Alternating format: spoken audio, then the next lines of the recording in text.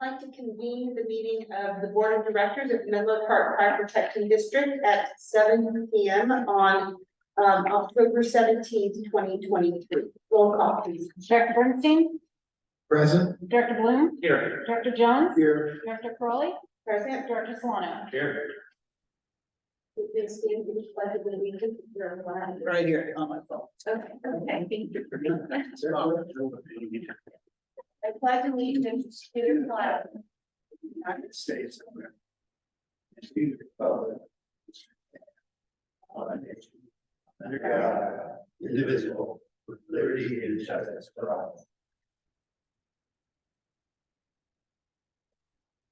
So before we go into the agenda part, I just want to say really quickly that there's a card back there, There's a what? a card, a banner card thing that's gonna go on to the Valley engine that we're donating to them. So if anyone would like to sign it, they're free to do that. Staff especially want to have it in this meeting. I need to mark them some of the people from the office, so that is there. The community signed it during the day. We're very happy about it. And the board too. Okay, so there are no reportable actions in closed session by the president that I'm reporting at this point. And I'll open up to public comment number 1. Okay,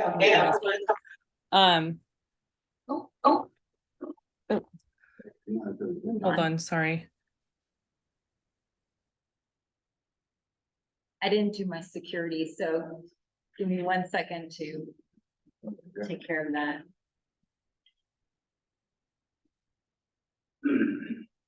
Okay, Okay, so I'll close public comment number 1. And we'll go to the Menlo Park Firefighters Benevolent Activities Report. Walt, you know, thank you for being here, Walt. Thank you for having me.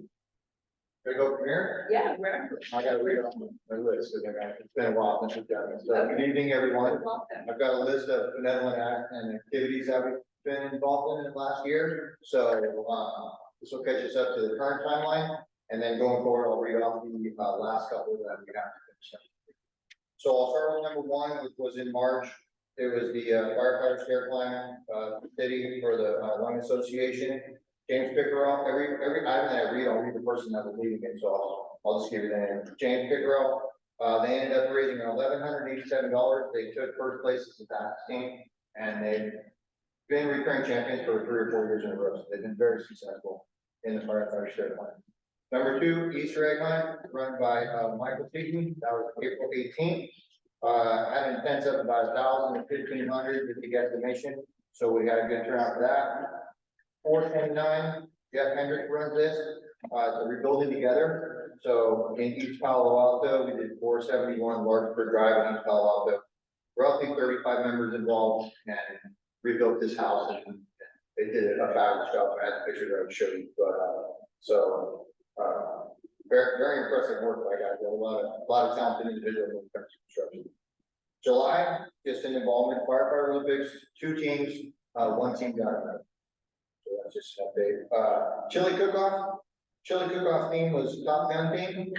So they had a good time with that. And that supports MDA, local charities. Chris Tannenbaum runs that. September 10th, Honor Guard, California State Firefighter Memorial. James Pickerel was in charge of that, and probably had 3 or 4 members involved with that. 923 was Relay for Life for cancer. Michael Seaton was running that. They ran that down to Burgess, and that raised about $82,500.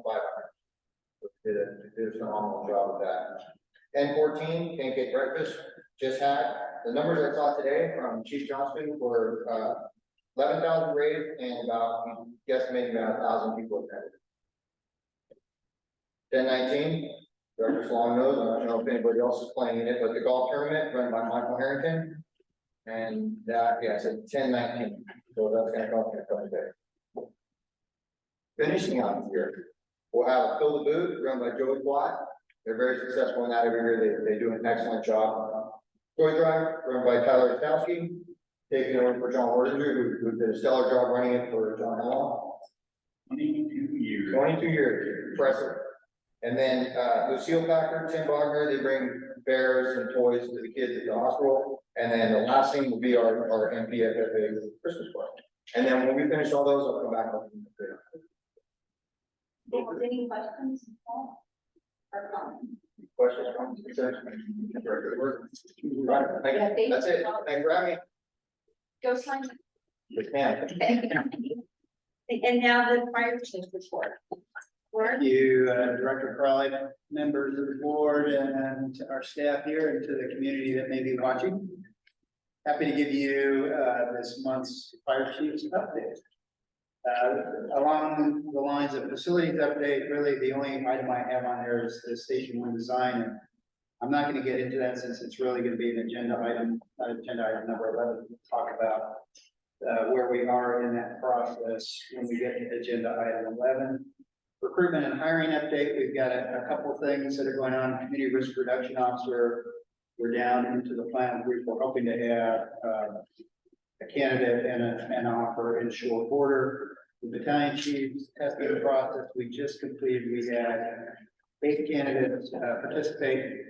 I believe I shared with all of the board members the results of that test, and just effective today, Mike Stahl was promoted to battalion chief.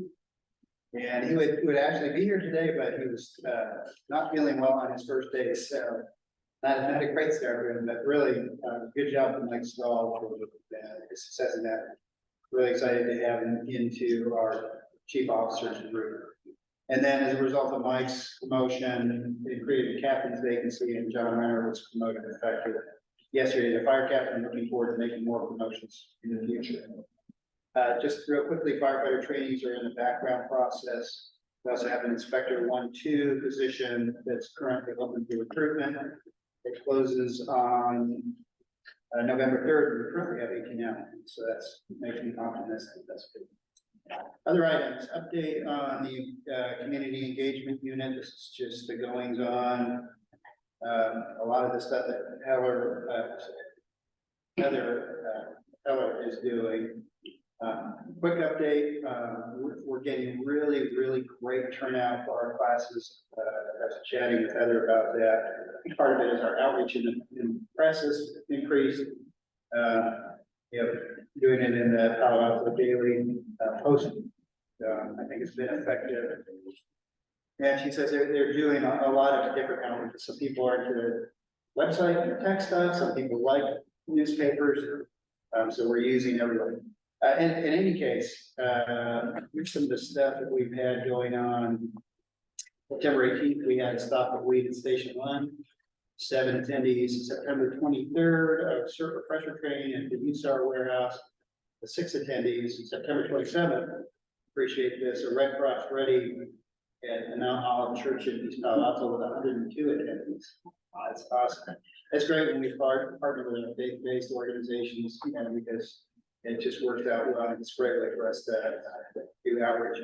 October 7th, the first aid CPR at USAR warehouse, 22 attendees. October 11th, Red Cross Ready at the Ariaga Community Center in Menlo Park with 20 attendees. October 14th, again, Red Cross Ready at Boys and Girls Club in UPA, 24 attendees. So really good outreach going on. We're touching a lot of our community members and helping them be more prepared. Along those lines, we've also had one more Spanish-speaking community member step up and go through the Listos training. That's like our Cert Light for Spanish speakers. So we're looking forward to doing more classes in Spanish. They had a booth at Atherton Centennial Celebration and had 20 people sign up for interest in our classes, which is great. And then it's been pointed out by Walt and a number of people, really great results with pancake breakfast. They had just an incredibly large turnout of volunteers from some of our folks in the CERT programs, from the Junior League and Boy Scouts. And just as I'm talking about the pancake breakfast, I'd like to recognize, John says they had over 100 volunteers, many community groups come together to make this happen. So I'll quickly go through the list, and I'm sure I'm leaving some group off, but we had support and participation from Stanford Park Hotel, Junior League of Palo Alto Peninsula, Menlo Park Firefighters Association members, Menlo Park Fire Department Explorers and Cadets, Menlo Park Police Department Explorers, CERT members, Boy Scout Troop 222, Trader Joe's, McDonald's, Sacred Heart School, and sponsored that. So really, a great event. Yeah, as Walter said, over 1,000 people in attendance. Going down my list, attended I'll call it a training session presentation that Chief Johnson did for the Menlo MPC Ready Group.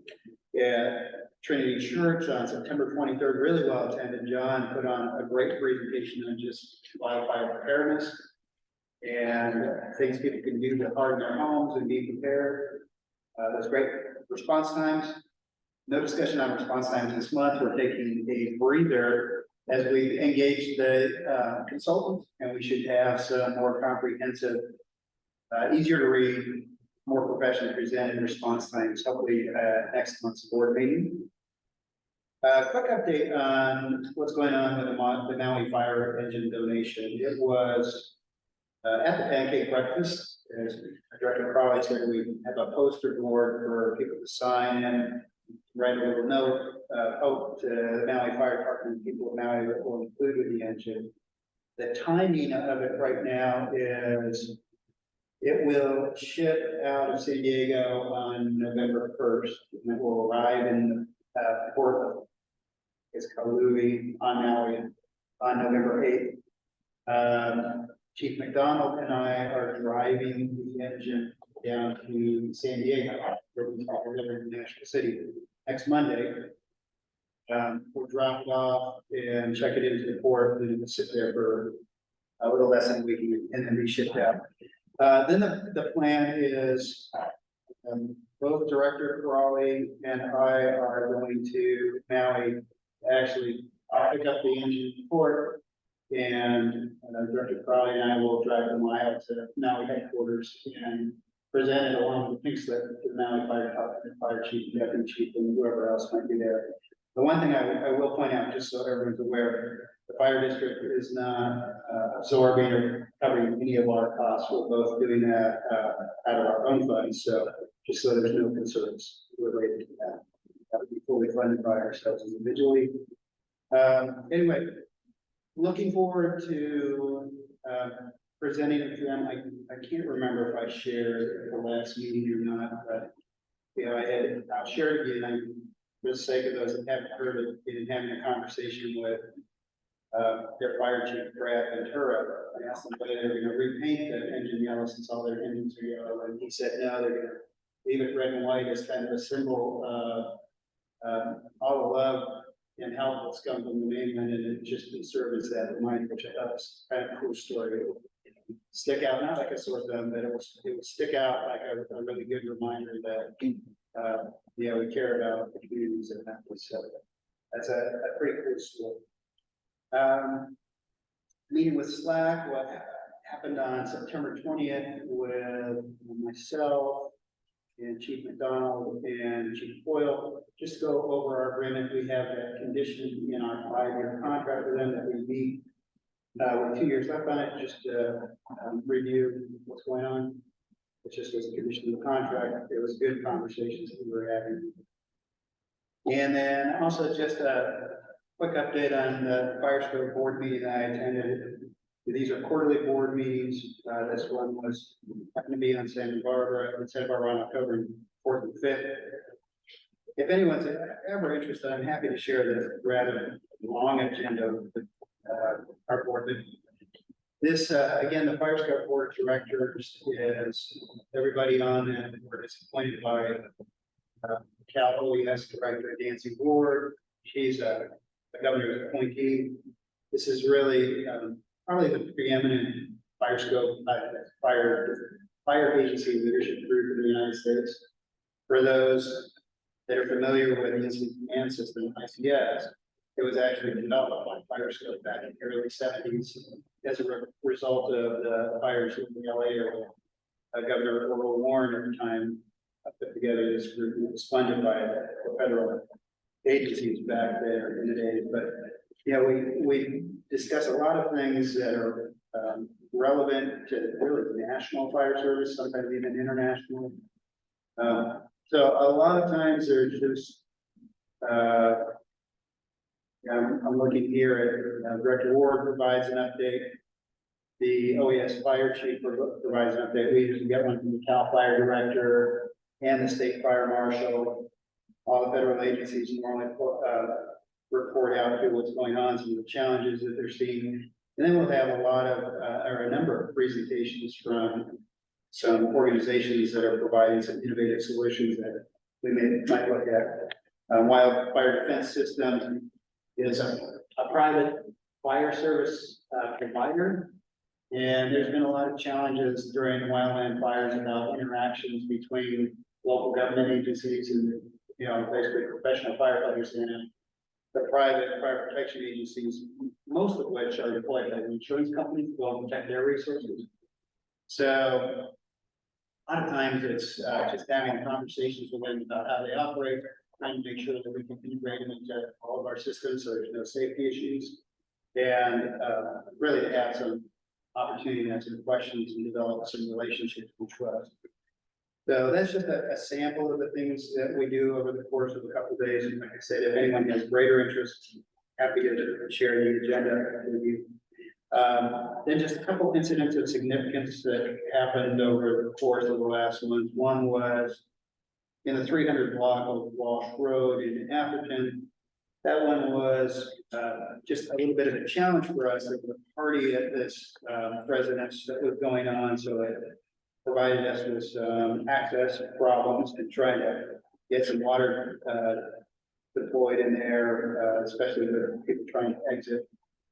Not necessarily evacuate, exit as the party was winding down with all the equipment on the ground, but it was a good outcome. The fire was just confined to some attic space, and they did suppression and overhaul operations. The other was an incident that I actually attended in the 100 block of the Avenue in the unincorporated area of the county. Fire in a second story apartment. I think it was a food on the stove fire that moved into the rest of the apartment area. It was confined to that original area of involvement. It displaced one family and Red Cross came out and assisted, and we also issued what we call a save card. So it's a card where the family can, I don't remember what's in it, $250 or $500, but anyway, we can issue it to the family and they can use it for housing, clothes, or food, or things like that.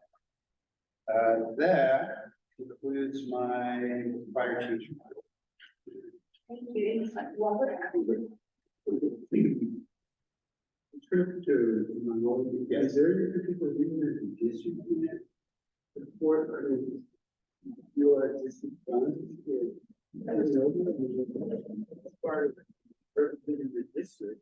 I'm sure the district could, I think, well, and I would most comfortable just using our own funds to do that. But I don't think there's a prohibition against it, but we really have a point.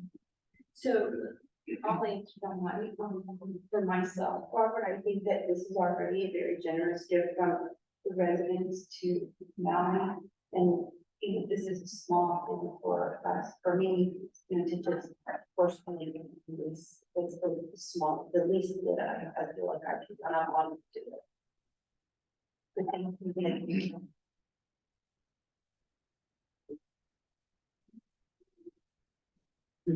I have three questions. One, what did the shipping cost turn out to be? And we picked up that so far.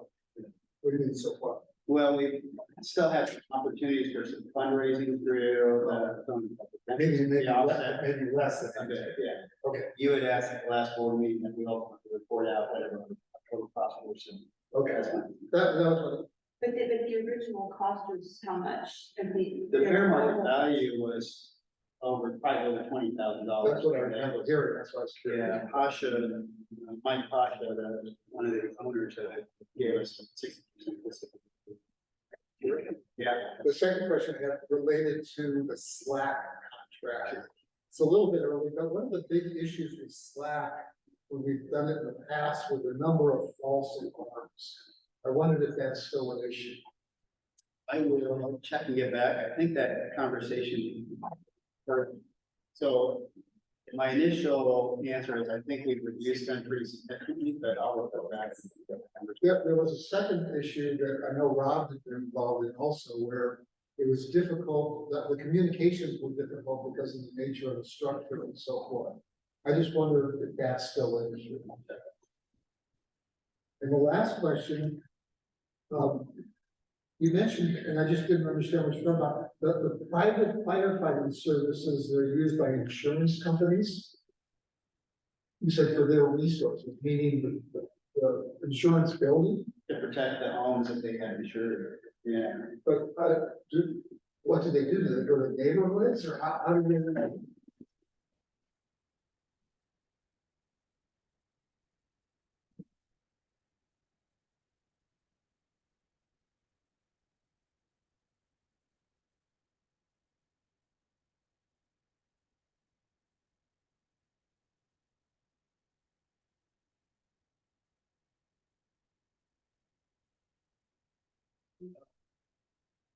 What? We need to make sure the public has access to. Yeah. So, sounds like, yeah, I need to speak up so everyone can hear. I know the acoustics in here aren't great. So the insurance companies will have a list of homes that they have insured. And they will send in private resources to provide protection, wildland fire. Just specifically for their home. Meaning like they spray water in that home? They would go in, usually what they do, because they're not supposed to be actively engaged in fire suppression. They'll go in, they can spray foam on the home, they can go in and prep the home to make sure there's no wood pile near it, if there's out, do some preparation work, and then usually what happens is once the fire comes through, those resources will come back in and be on lookout, because oftentimes homes don't just erupt in fire, they usually start with a spark or an ember that grows, and so they can go in and do some ember control. Thank you. I Yeah. never heard of that. It takes a village. It's been always a challenge for, us as local government to accept them in, but the reality is they do good work. Chubb, insurance company called Chubb's has their own private firefighting groups that go into the areas. 3 years ago, they were up in Sonora, Sonoma County, and they were laughing at us that they had insurance. It was kind of a starting trend. Well, it's kind of a crisis right now in the Sierras. I mean, they're canceling insurance on almost all those cabins and homes and so forth. And all the insurance companies have created these subsidiaries where they pay 3 times as much for the coverage. I don't know why they have to create a subsidiary to charge more, but they do. And maybe it avoids the insurance commission or something of that sort. But it's just interesting. I mean, I have a cabin, Virginia has a cabin, just curious. Virginia, I have a question. Wow. Chief,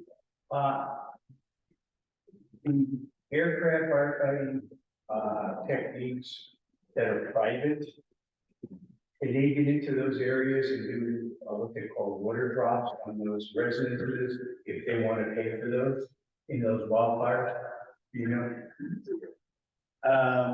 Usually there's flight restrictions in fire areas and you can't have private aircraft in there operating. Because there'll be a conflict with all of the CAL FIRE and Forest Service areas. CAL FIRE controls all the Yeah, air operations, right? yeah, That's all I have. okay. Okay, thanks. Thank you. So we'll move on to the consent calendar. Does anyone want to review them? I would, Virginia. Okay, Chuck, I'm sorry to do this, but I'd like to discuss 4, 5, 6, and 7.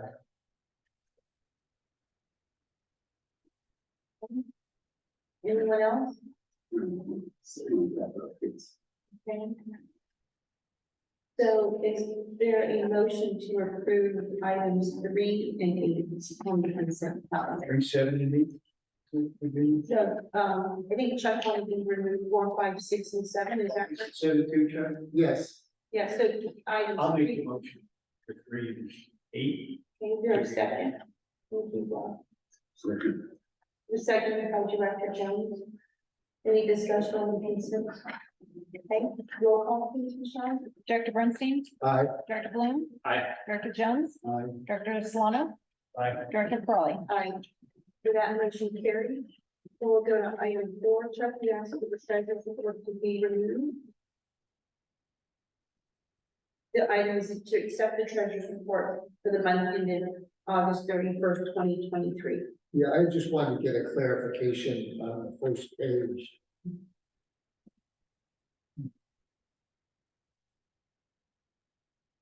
The executive summary,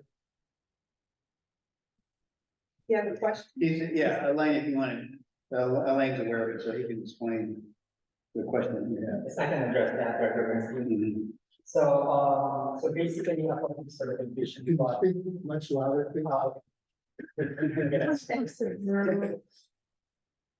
So apologies for that confusion in that sentence, but basically, your comment on the email is correct. So we have completed our internal processes, but those are all unaudited. So the auditors are gonna come in November for their fieldwork and, yeah, for their year-end fieldwork, and that's where they're gonna do their, audit procedures. And if we have like adjustments, we're still gonna make that on the books. So officially, on our end, internally, we're done. The final step really is, which we're gonna discuss maybe in the regular agenda. If, the reserve allocation is gonna be approved, we're gonna reflect that to the books for 6/30/2023.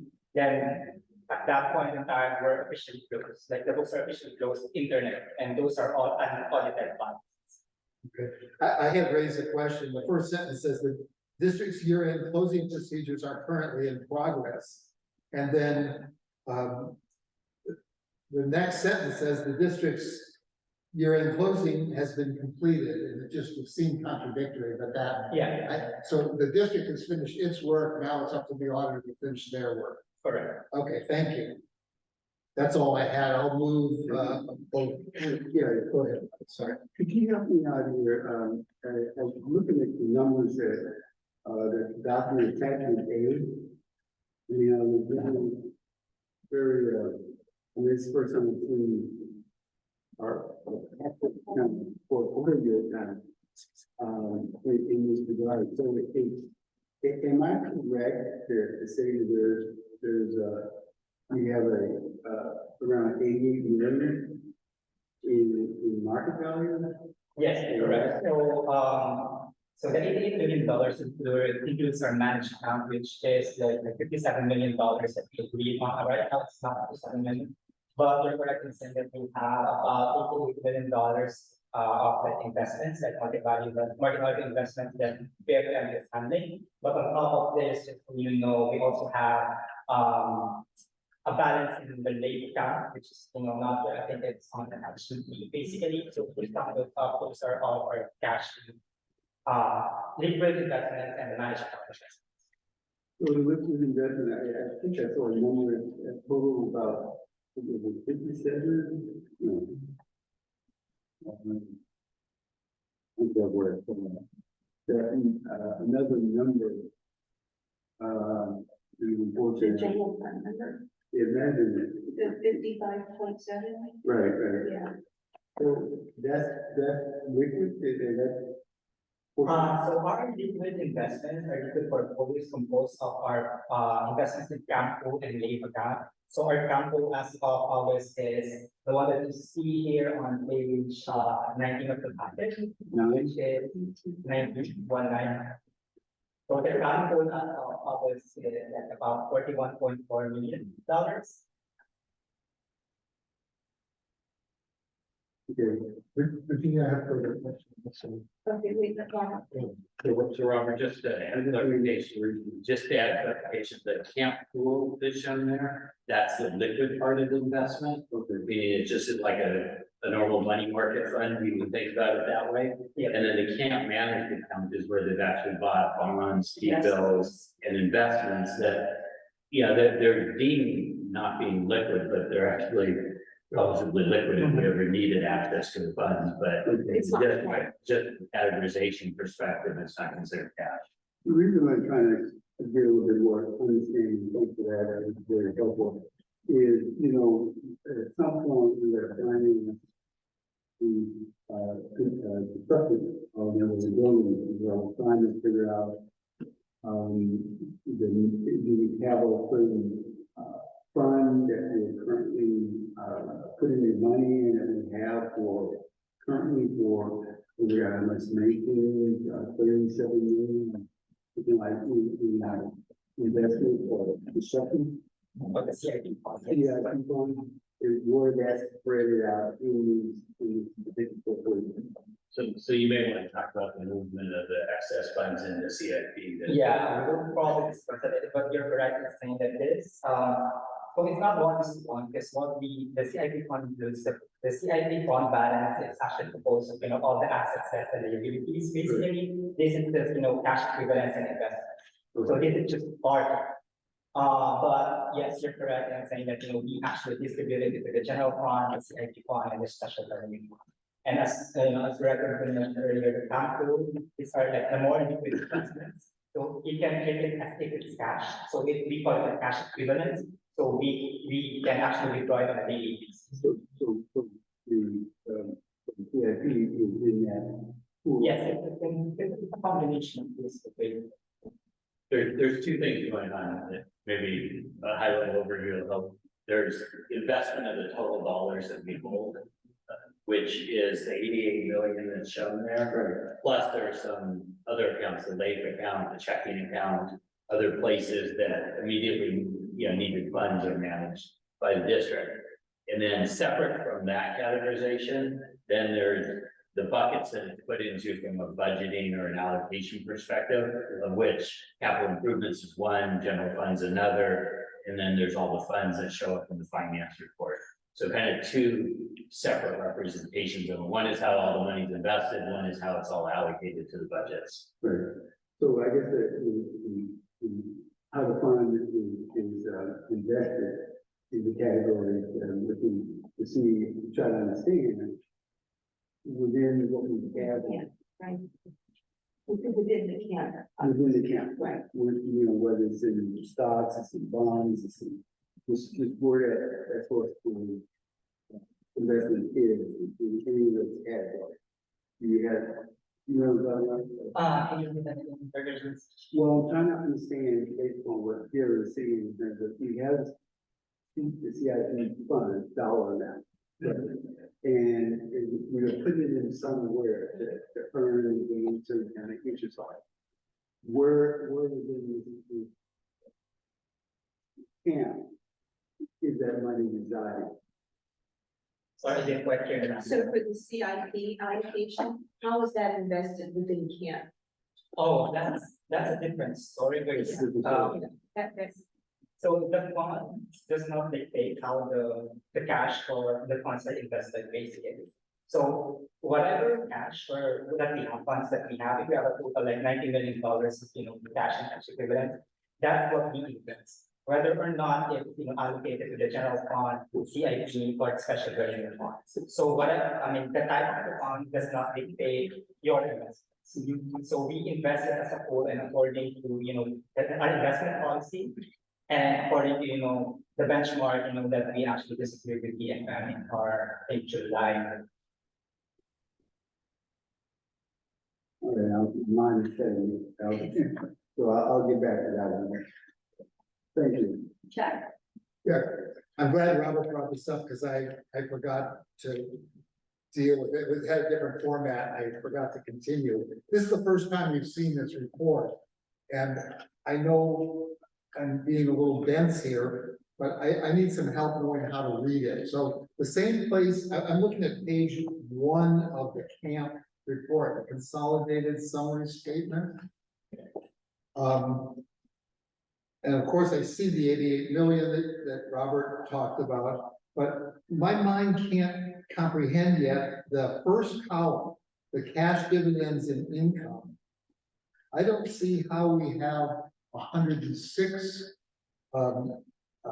About thousand, I don't understand what that is compared to the 88 million.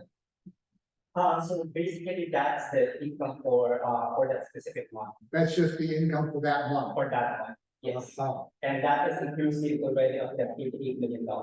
okay, In that month, just for clarity, I think it was a partial month, Correct. because we did not have the investments made for the full 31 days. That's when we were transitioning money during the course of the month into those funds. So the income will actually theoretically should go up in the September report, because then it'd be a full 30 days. well, let me follow up on that comment then. In the third column, it shows the yield. Is the yield adjusted for the partial month? Is that normalized to the month, or is it, that's the partial yield? I think this is the average yield. The average yield, so just for that period of time. Yeah, when you, this actually here from the account, correct me if I'm wrong, Monique, but I think that's the average yield, Is right? it average or is it the annual yield? Average annual yield, yeah. It's usually the annual. Yeah. But Michelle's that's. Monique, you can unmute yourself. Thank you. I did want to share that current yield is actually the yield on the camp pool for the end of the month. On the camp statement itself, for your pooled account, you will have a metric that's called the monthly distribution yield. And I believe this statement that's pulled is the consolidated statement, so it's not quite easily visible on this. It's actually on page 2 of the account statement, or page 4 of the PDF file. The monthly distribution yield is a 5.52%, and that would be for the month of August. Let me make sure I'm understanding that. That's 5.52 is what it is for the period of time for which it was invested, not for the entire month. Meaning That- if, Yeah, that monthly distribution yield is the camp yield of the program for the month. You were only invested for a partial period, so your earnings will reflect that partial period, but that is the pool's itself monthly distribution yield. so for, oh, I see, that's for the whole pool. Yes. It's not what the district earned. I see. Okay. Okay, that's what that fund, the camp pool is yielding in general, in total. Okay. Yes, and so you'll see 2 camp yield metrics, the current yield, which again is month end, and then a few pages in, about 4 pages in, you'll see the monthly distribution yield. That's what I was confused on page 2. If you do that calculation over there, you get something like, just a little over 1% or something. I think, what is that, a tenth of a percent? Anyway, I couldn't figure out how you got the yield, but now I understand better. And I had, I believe, one more question. Just a second.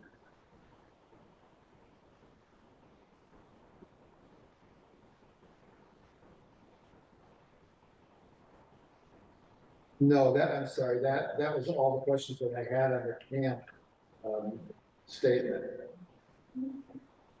Oh, I'm sorry, yes, here it is. Attachment B is part of this report also, the Fiona Mom. So I just want to verify it. And it's possible Gary said this, but my ear didn't pick it up. We only, at this point, we only have like 3.7 million in Lake. Yes, that's as of August. And what's the future of that? Is that going to stay roughly the same? It's gonna probably depending on, the current, yield curve, basically. So right now we have 2, liquid, portfolio. One is tape and one is cap. Right now, cap is, yielding 5.5%, but tape is about 3.5%. So that 2% difference, we just actually get, bonds on, the lake account, just for diversification, just to keep the balance. But, right now, as you all know, the yield curve is inverted, so it's really very, what do you call this, advantageous for us to actually invest in cap because it's more short term. So, down the road, let's say if it normalizes, the balance between, the lake and the full account will change.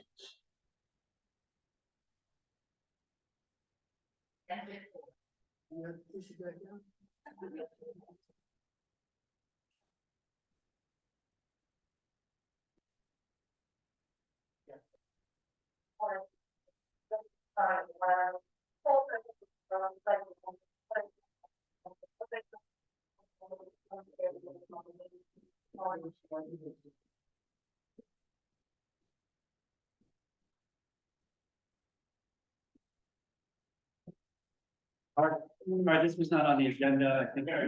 Move on. Okay, I heard it's gonna be all of it. Everything. Mike? Yes.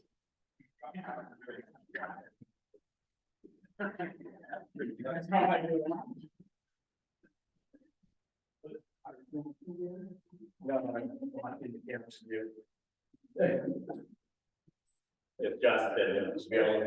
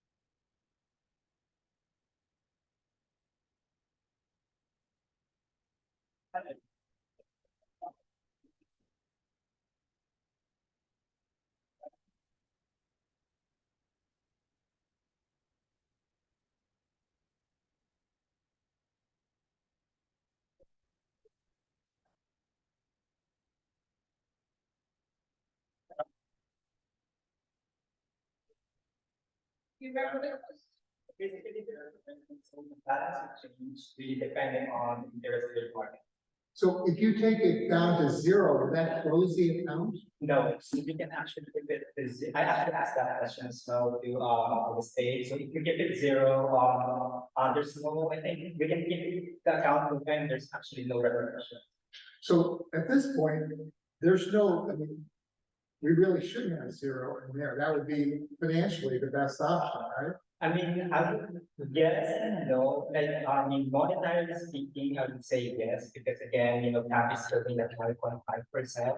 But again, like for in any like type of like, in any, investment environment, basically, we want to diversify, although it's really like yielding like 3.5%, basically, we would still like to keep like a little balance in there. If you notice, right now, I mean, it's at about 41 million right now, but the late count is just about 3.6 million. So, the difference is really material basically, so we really are keeping like almost like 95% of our liquid, cash, down. So again, this, the purpose of like really having a balance in, the late account is, again, just to, diversify our. The money that's in there though, that wouldn't pay 2 payrolls, right? Wouldn't pay a month of payroll, is that correct? Yeah. Yes, It would? yes. Payroll Is that the 3 million? Payroll wise, it's about like 3.6, 3.7 million dollars. Yeah, every month. You also have the Bank of America accounts and other, Yeah, there's other accounts besides that. Other liquid accounts besides like. The Bank of America Bank thing? of America. yes, yeah, for the Bank of America, we only really need like, what we need for all of the outstanding checks. So we are actually maximizing, all the interest that we can earn basically. Thank you very much. One last question. Robert? There was a tax review, I guess there was a memo from, the treasurer? the treasurer, and the account summary, the transaction date, I guess, which is August of this year, and so there was a 67 million transfer on the account, leaving a balance of 3 million. So that 67 million, that get transferred into some other account. Yeah, so that's $7 million potentially the date our account, hold that are managed, yes. Okay.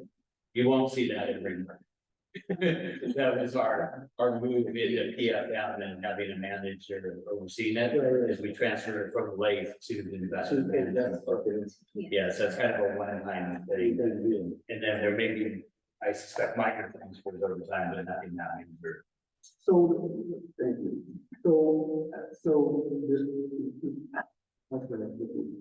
If there was the 70 million in there, where, how did the money get, what money come from, where did it get into the trade?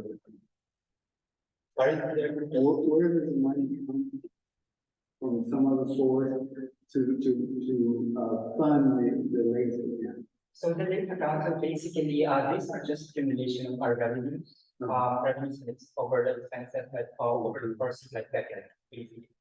So, every year, let's say, we have like revenues for, like, for simplicity purposes, we have $100 million. Then our expenses are, let's say, and let's just say it's all cash flows, just to make it easy. Right. Like, let's say there's like $70 million in this one. So that $30 million, so that is actually our, cash balance, right? So, on a yearly basis or, maybe on a monthly basis or whatever, the kind of is, we actually invest those funds, whatever the appropriate amount is to the labor. Because previously, our only investment was Relay and money markets. Sure. And I think in the past, I think we also invested in the accounting pool, but we actually pulled out our funds there. So I think as far as I know, it's really late, and again, this is really the first year that we're actually, going out and, seeing, what other investments we can actually take advantage. Just like, the CAT and the management. Right. Okay. Good. Any other questions? And then we accept the treasurer's report for the month ended August 31st, 2023, and audited. Second. Moved by Director Wood, seconded by Director Jones. Director Bernstein? Aye. Director Bloom? Aye. Director Jones? Director Solana? Aye. Director Crawley? So that motion carries.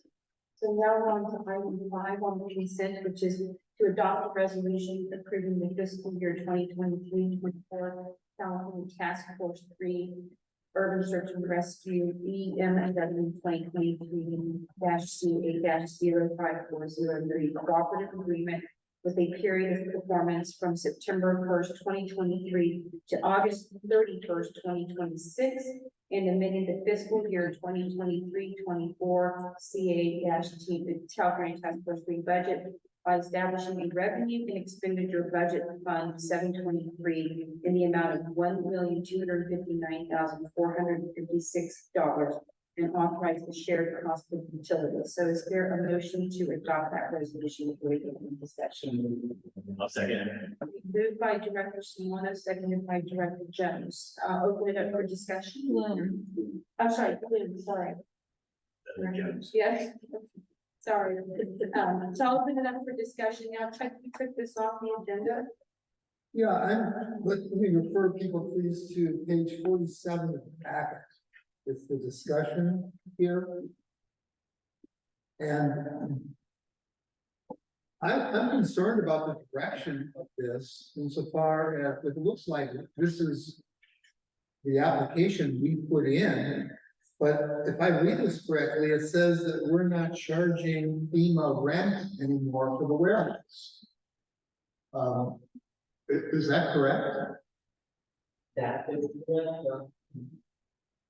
And I can answer, let me try to answer it. One, you know, ultimately, the district subsidizes a portion of that. And what we're doing right now, as you can see in the past, we've had 10% of the division chief salary charged to the FEMA budget. And the reality is the division chief that is in charge of that, generally spends more of their time there, so. We've moved, I think 50%, is that right, of your time? moved from up to 10 to 30%. 30%. So. Yeah, there was we had some conversations along the way about whether it was permissible or not for a property that we owned outright to give the charge and rent on. It was not the best practice, but it wasn't a prohibited practice, so. We moved to adopt what is considered a best practice in the FEMA accounting. And as a result, it allowed us to put a more appropriate amount of chief warden's salary into the FEMA budget. Yeah, the reality is it doesn't, the amount, you know, if you look at what FEMA is giving us in the form of that grant for the current year of almost $3 million. The district still subsidizes the FEMA does not give us enough money to fully fund the operations of the task force on a basis. That there has been quite a bit of movement among the 28th task force to petition Congress to increase our funding. We're going to see some increases, but so I guess that's the answer is no, we are not charging grant to the grant program anymore. We're charging other expenses that we would have in. So it's net, it's zero change. So it's just, you know, to which degree does the district want to subsidize the program through the chief warden's salary or through the grants? Yeah, let me, this concerns me because I've never known the reality, but I've been on the board more than 10 years now, I think. And we have always been reassured that we don't subsidize the task force at all. That we are fully reimbursed for everything we spend. So I appreciate your candor, but that's not the reality that we've been told about all these years. Part of the rationale for buying the building that we sold, that we bought, the warehouse, was that it would be subsidized in part. We're storing task force materials there, and that they would, FEMA would be paying us for that. I can't imagine why FEMA would think that a good practice is for us to donate space for free to the federal government. I mean, sure, that's a great practice if you can get free things from the taxpayers of the fire district, but that's not what's supposed to be happening. And I have no idea how much time Chief Wordinger spends there, and I'm not quarreling with that. We were always told it's 10%, if it's 30%, we ought to be charging 30%, but we shouldn't be sacrificing our rent. So I don't know that anything can be done now because we asked for this and we got what we asked for. But I think that we ought to reconsider whether we're the home of the task force anymore. Why? I mean, we shouldn't be doing that. And there ought to be some pressure on the federal government to be paying the full freight of these task forces. So let's just say, I don't think it's feasible or practical for me to vote against what we've just done. But I would like to ask that this, before we put in an application for next year, that be discussed with the board so that we can make a decision in a timely fashion about whether or not we are going to subsidize the task force.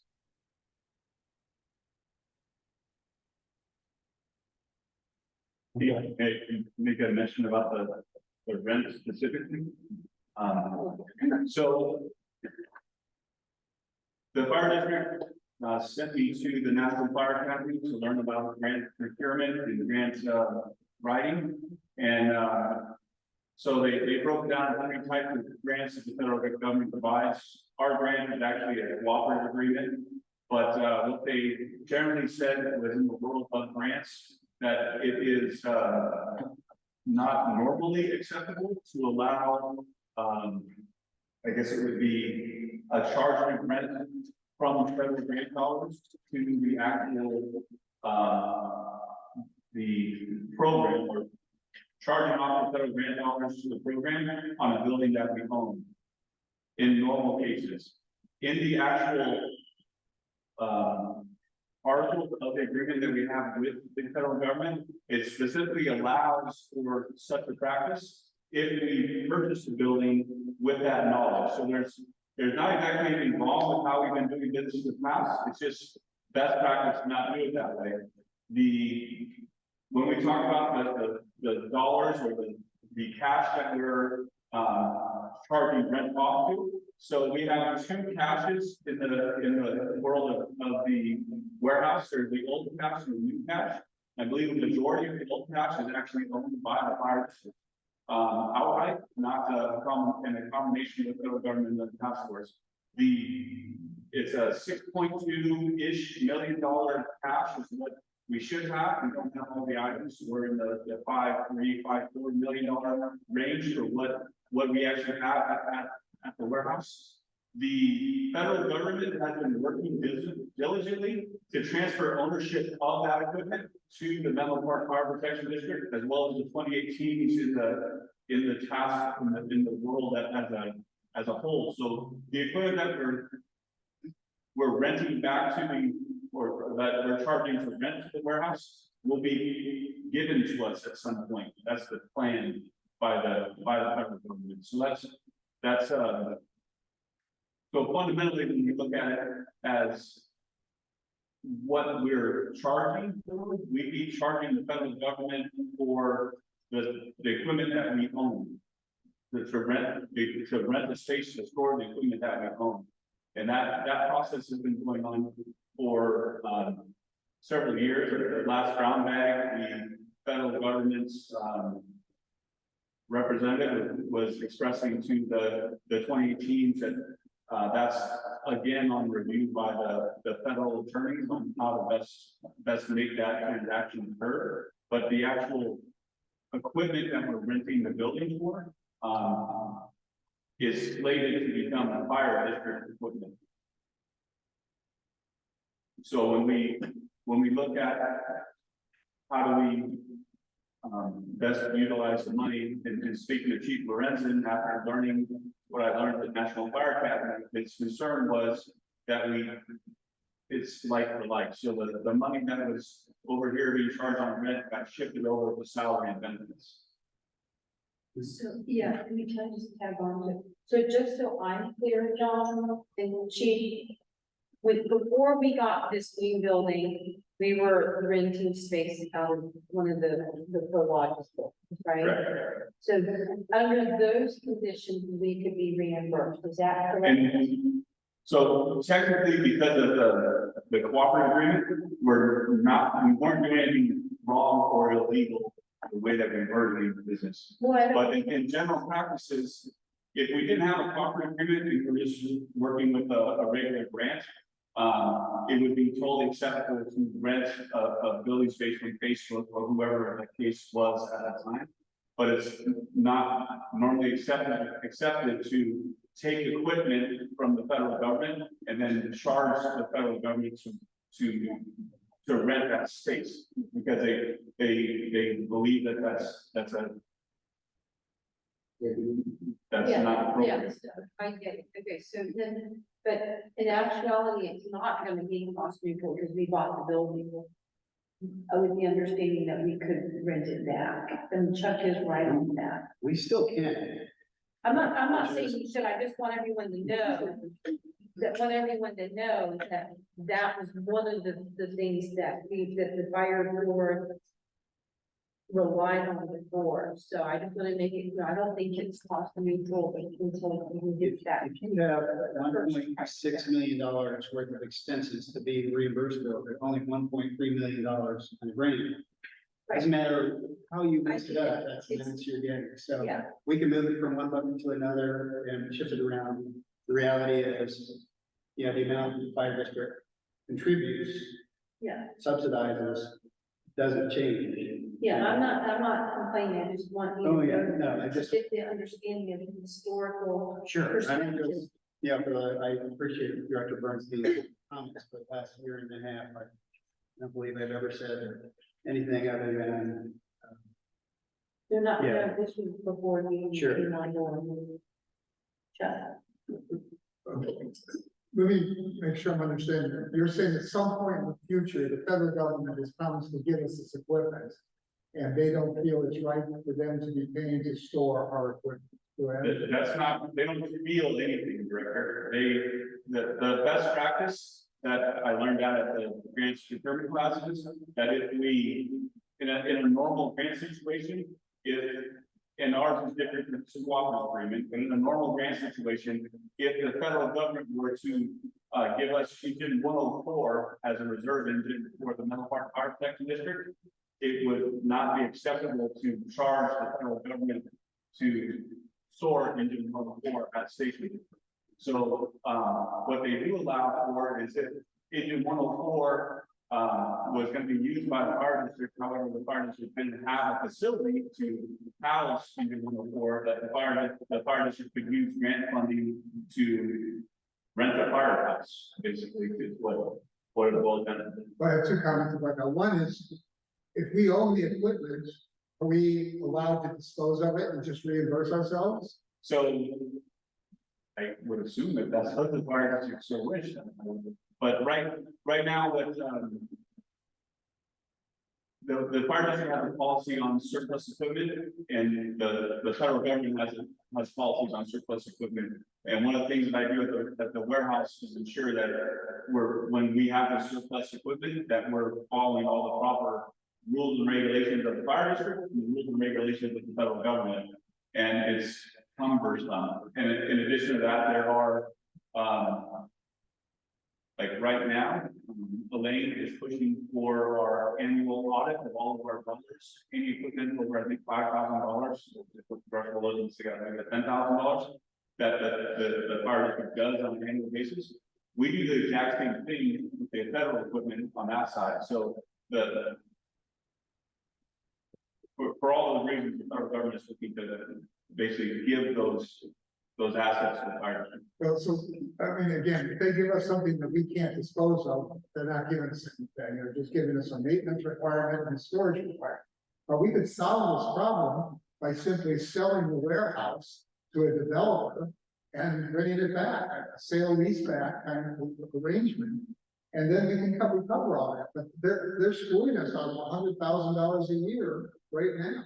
And I would urge you, the next time this comes around, to be talking to the finance group here to figure out a way, this just isn't acceptable. And I, as a board member, I just don't want to be spending the district's $100,000 of residents' money to support that. And I know there's lots of benefits there. People get a lot of training from FEMA and so forth. But you know what? If Redwood City takes this thing over and we put some of our crew on the task force, so be it. We don't need it. We could sell the grounds. And I just think what we're doing here is a bad precedent, and we shouldn't let ourselves get cornered into it. Yeah, I was just trying to comment on the comment you were making about the equipment, that you could just go randomly sell the equipment. There's other parts of the agreement that we're maintaining the cash ready for deployment that includes much of that agreement. So for that equipment, so it's not a, here's a bunch of equipment, do what you want. It's a bunch of equipment that's provided the task force, which becomes part of the deployable cash that is up on the trucks and ready to be loaded up to go on any kind of assignment. So it's not as much of a free for all of, you know, they're dumping equipment on us and we're at free will to do what we want with it. There's a corresponding agreement of the service we're able to deliver with that. So one quick question, comment, Director Bernstein. I just want to make sure you're aware that by us not including the $120,000 reimbursement for rented district, it's not harmed one penny financially. It just means by doing that, we can slide it back in there, and then we have to go back down to 10% cheaper than your salary, and then the other 20% would be underneath that. We have a very fixed closed system, and the maximum amount of reimbursement we get is $1.3 million or so. Our expenses are greater than that. And so it's all we're doing is moving it from one pot to another. It does not financially harm us at all to not seek that reimbursement. I also come back, if we were only charging 10% of his time, he only ought to give 10% of his time to it. That's.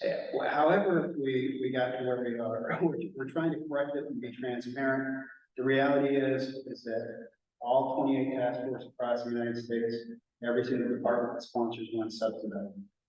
And if all of them decided they no longer want to participate, none would exist.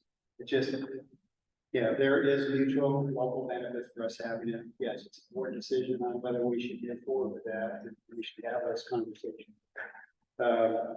Yeah, what we're trying to do, at least with this budget here, is at least make it a little bit closer to reflecting reality, how much money you're spending.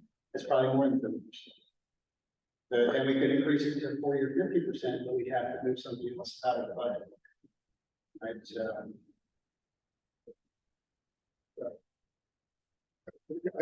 I was saying, as a practical matter, I will vote for it.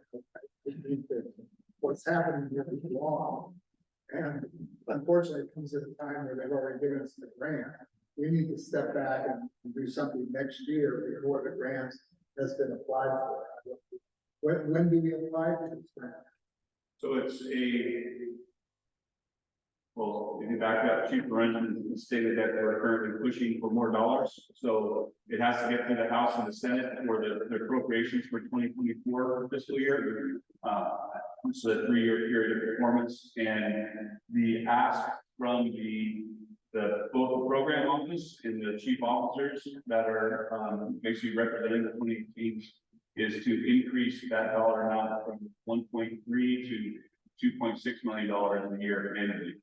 And right now, it's made through the Congress with $5 million of increase, which works out to roughly 200,000. Yeah, roughly $200,000, but it still needs to get through the Senate, and more than likely the Senate and the House are going to pass different bills and have to go through reconciliation. But all that has been stopped with them not having a speaker in the House right now. So no work is being done. Just if you could just say what month would we apply? So in a perfect world, they put out the actual, so in the perfect world, they say they're gonna put out NOFO, Notice of Funding Opportunity in June. That didn't come in June, it came in July. It came in August, so they were supposed to put it out in June, it came out in August, and from August to September, we had that time to discuss it, and it wasn't, there was a lot of discussion between the USAR staff and our team on how to select director, so we can certainly, if the goal is to bring it to the fire board, all the chief just has to say to do that, and we'll do it for the fire board, but it's not the normal no comes out in June. It didn't come out in August, we worked on this in September. It's now. I'd like to ask them to calendar this for May, say, so we have time to discuss it. The issue is, we won't know exactly how much dollars are there in I understand, but that's. You might have, there are rumors, or at least know that Congress is doing this. Director Sam, I think I understand what you're asking for. I think there's adequate time from the time the government provides the number to the time that we submit the grant. Because there's a process that John and his team have to go through to prepare the grant once we know the number. So I think, rather than put a specific month on it, I think the spirit of your comment is you would like some additional transparency to the board, but it should align to whatever calendar they're working off of based on when they get notified of the grant deadlines. That's fine. Can I move that we close this discussion and vote on this? Yes, so if you want to. Yeah, well, Unless we're there. any other comments? Okay. So roll call for the commission.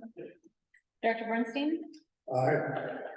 Director Bloom, Director Jones, Director Solano, Aye. Director Crawley. Aye, so that motion carries unanimously. So now we're on to item 6, which is to approve a resolution authorizing the surplus of 10 Sturgill mobile columns. Is there a motion to approve this before we go into discussion?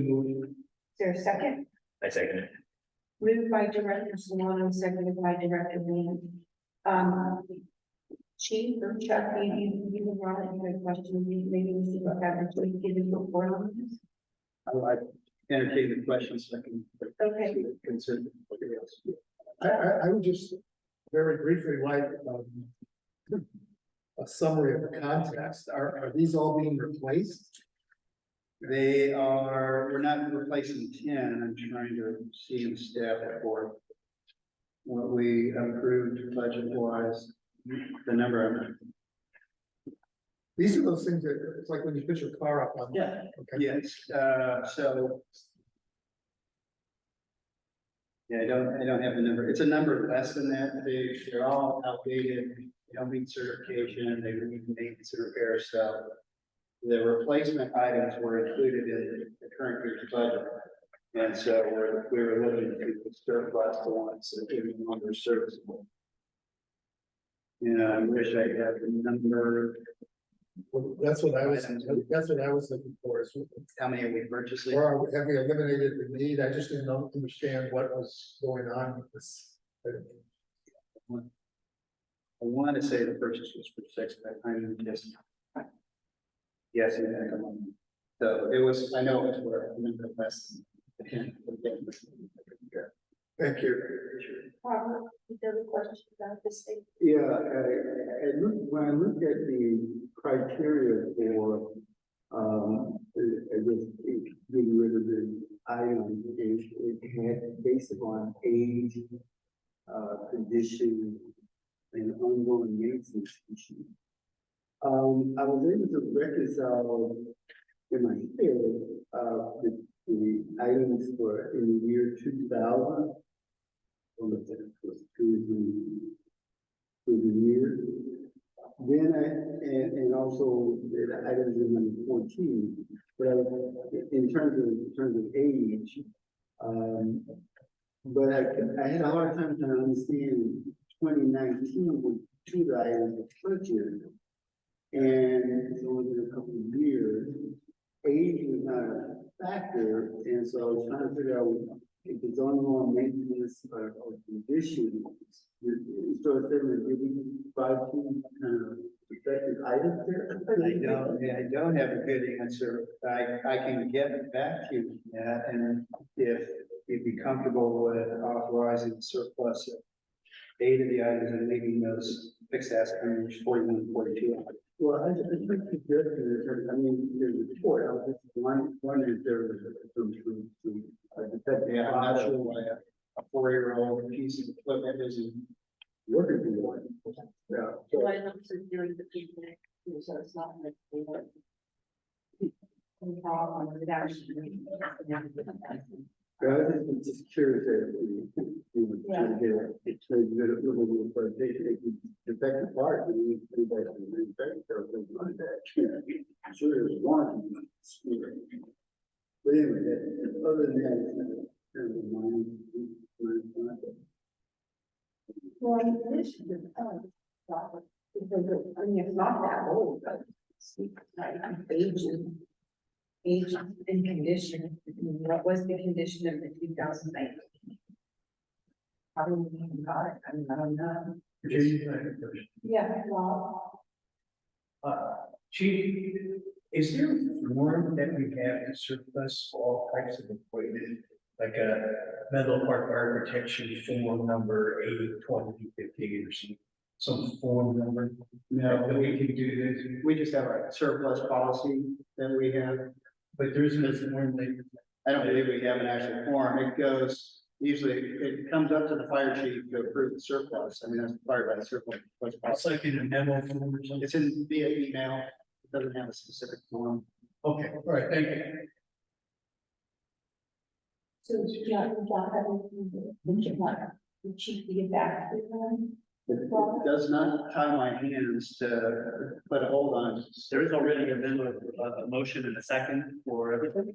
So if you're gonna modify that motion, you have to do that. It's clear, that's.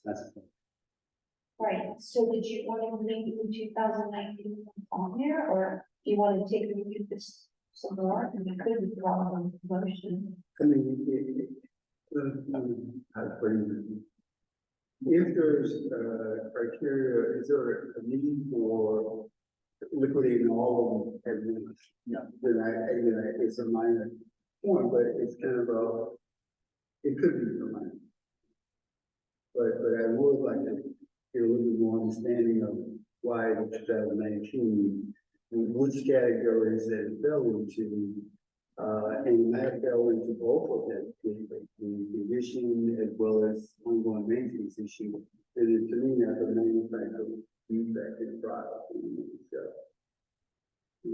I would like to get back to you with an answer on that, so, which goes back to, my preference would be is for someone to amend the motion to exclude those 2 items. Yeah, I was gonna say, instead of the 10 items, go for 8. Yeah, so Chuck. I just think alternatively, Yeah, so hold on, Chuck didn't discuss before the question, all sure, okay. alternatively, would your hands be tied, or would there be any problem if you just defer this until the next meeting? I would prefer, to me personally, not, or the other one, clearly it's into age, in terms of 23 and 9 years old. But the other 2, it's only 4 years, 3 years, you're old, so that's a whole different category. Robert, excuse me, Robert, I agree with you, but it's the purchase of the new ones where I'm not sure how many new ones we would need to purchase. And so if they surplus these, there may not have enough, so I just thought we ought to, before we go buy something, we ought to know how many we need. Let me make a suggestion for the future to try to avoid this, which I think is if we just had a column on your surplusing, it gives the primary rationale for the surplus in a specific piece. Because I have a feeling when we get to the vehicle, and we're gonna have the same discussion again. And it's just what's happening is the way the staff report's being presented is giving the general conditions under which you're, basically surplusing, but it's not applying it to the individual pieces of equipment. And I think just a simple add in the column that which category does it fit into would be helpful for the board. I think it provides clarifying information the board needs for the future, but on this particular one, if, Chief, if you, have no particular need to have this approved this month, then, and it sounds like the board as in general wants additional information, then maybe the best thing to do is for us, assuming Rob will put the proposal on there, willing to withdraw the proposal, we'll defer to the subsequent meeting. So the way I hear it, oh, yeah, no, so the way I hear it is that Robert would prefer the surplus 8 of the 10. And, yeah, so there are 10 and 2 of them are 2019, so the remaining 8 are the ones that Robert is suggesting that we surplus. And then Chuck would rather have everything he put on hold until the next month, so he can get some clarity. So those are the 2 choices, but we have a motion on the table by the records. So the question is, what do you want to do? Well. So how do you you can withdraw. Where they have to make that motion. Well, I'm like, what's the surplus? Well, I'm just looking at the chief's recommendation, surplus these items, that's why I made. Yeah. Let me put one more statement. I think that the surplus is just pretty, hey, you're gonna sell this item, or you're just gonna get rid of some sort. We're gonna put them up for auction. You know, pretty much, I'm just saying, the 8 items that you put up for auction is pretty clear, criteria.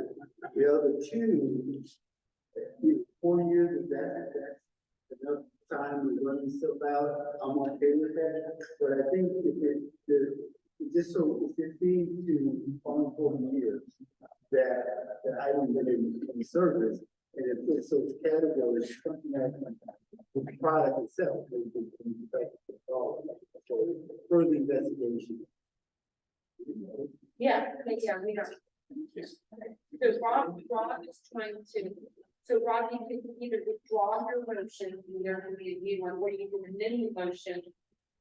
So if you withdraw the motion, then we don't have anything to vote on, or we must someone else to this, or you can amend it and say that, you know, at least one item, I just think that we suggest surplus all of these except for the ones that are from 2022.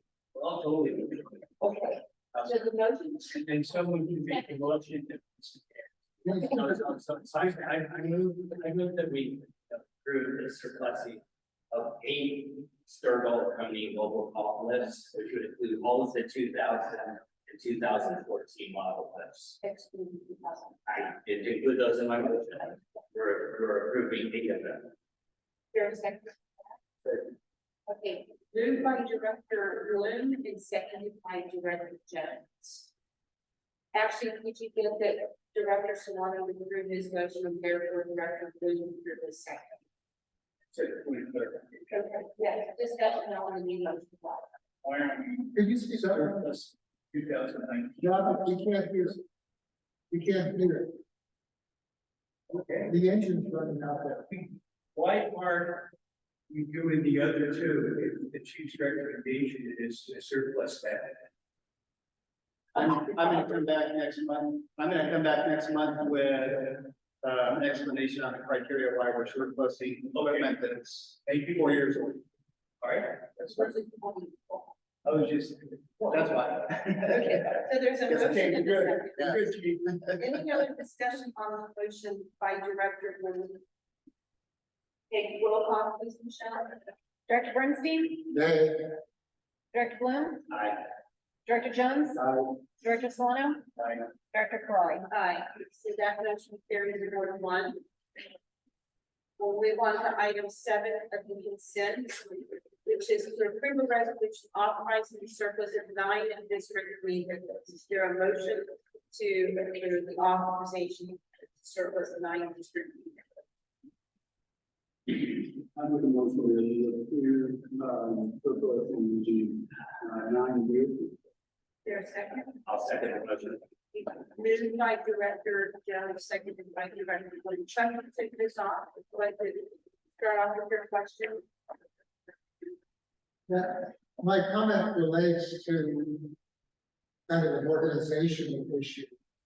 I've talked about this before. I think we need a fleet supervisor who can analyze these decisions and make decisions. This has nothing to do with the surplusing. But for example, I'm looking at this Ford Ranger. 1999, it's got 41,000 miles on it, which turns out to be,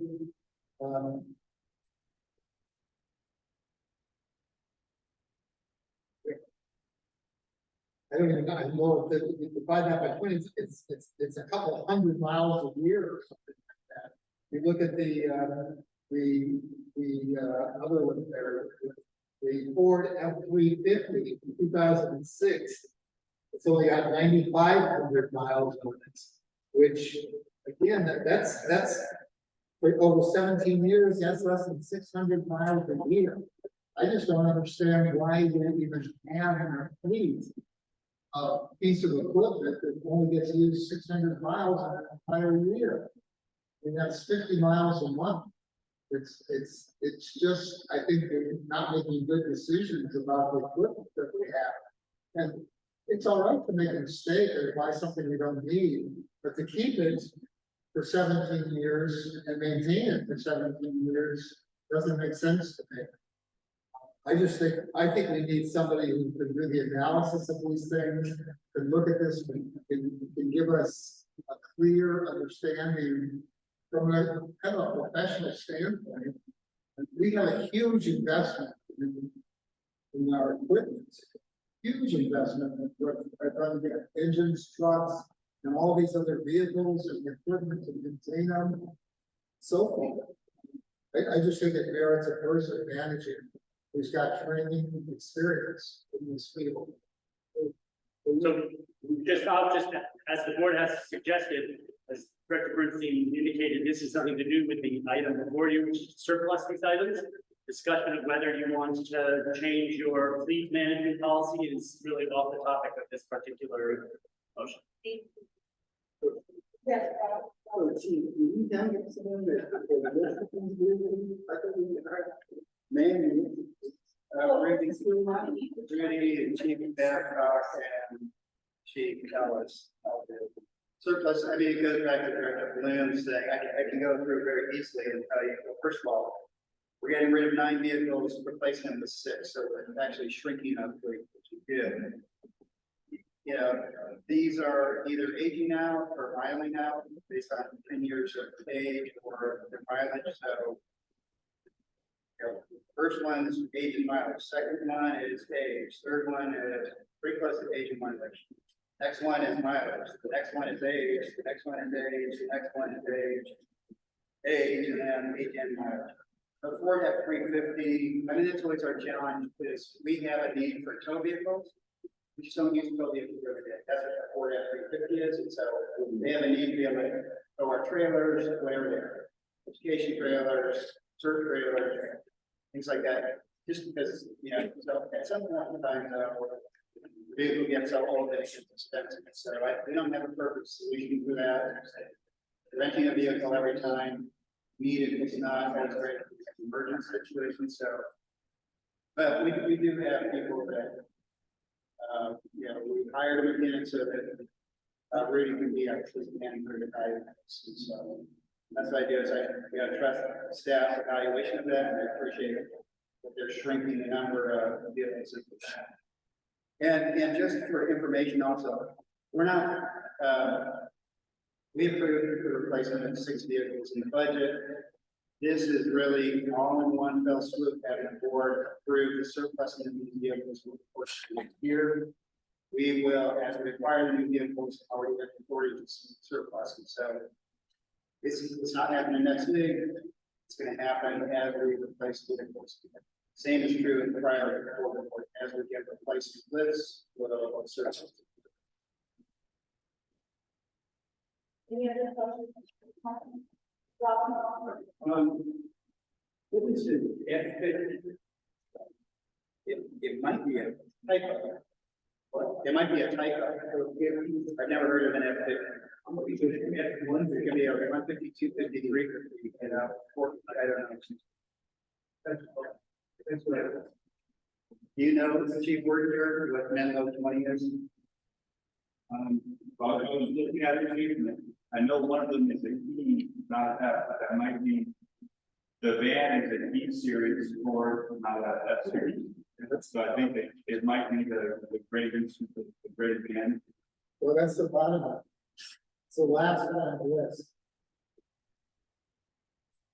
You try to get, I was following out my friends. That's okay. Move to the next item, I feel like it's still on. Okay, so there's a motion and a second for, authorizing the surplus of the United District. There's no further discussion, roll call. Director Bernstein, Director Bloom, Aye. Director Jones, Director Solano, Aye. Director Crawley. Aye, so that motion carries unanimously. Thank you, Chief.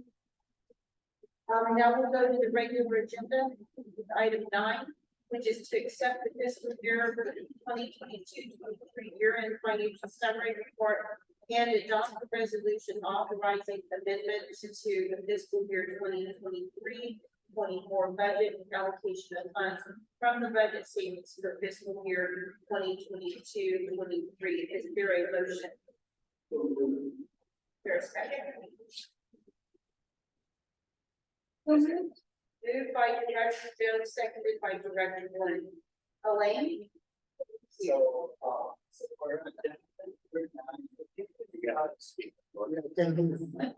Our apology, you hear the engine idling, it's the new emission standards that causes them to burn out. I mean, they idle for a long time, and they won't shut off. Yeah, it's. Yeah, it's burn off. I bet the neighbors love that. Yeah, it's not great. It's sorry. You have to almost yell right.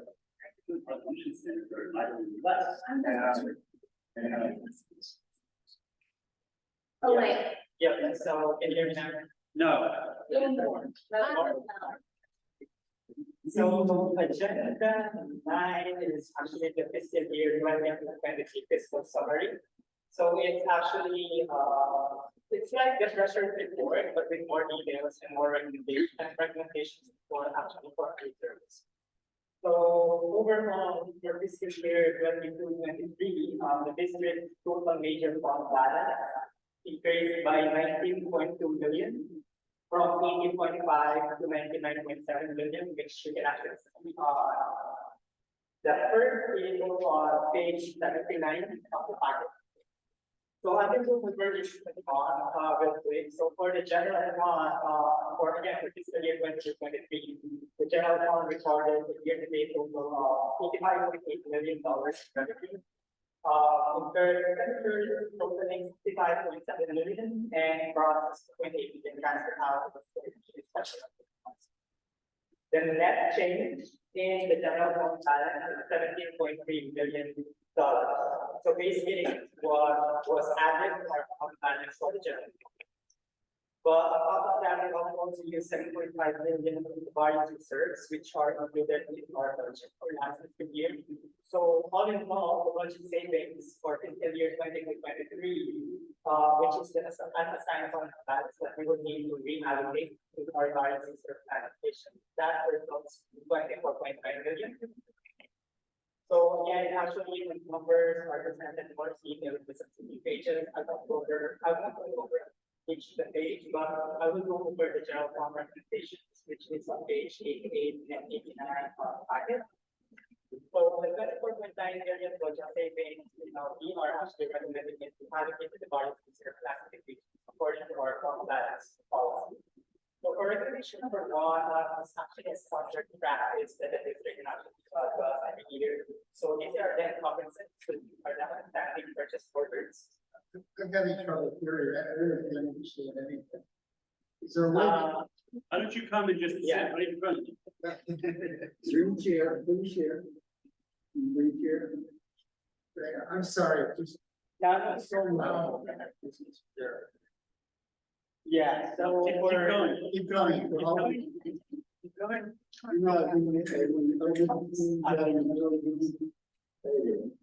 There you go.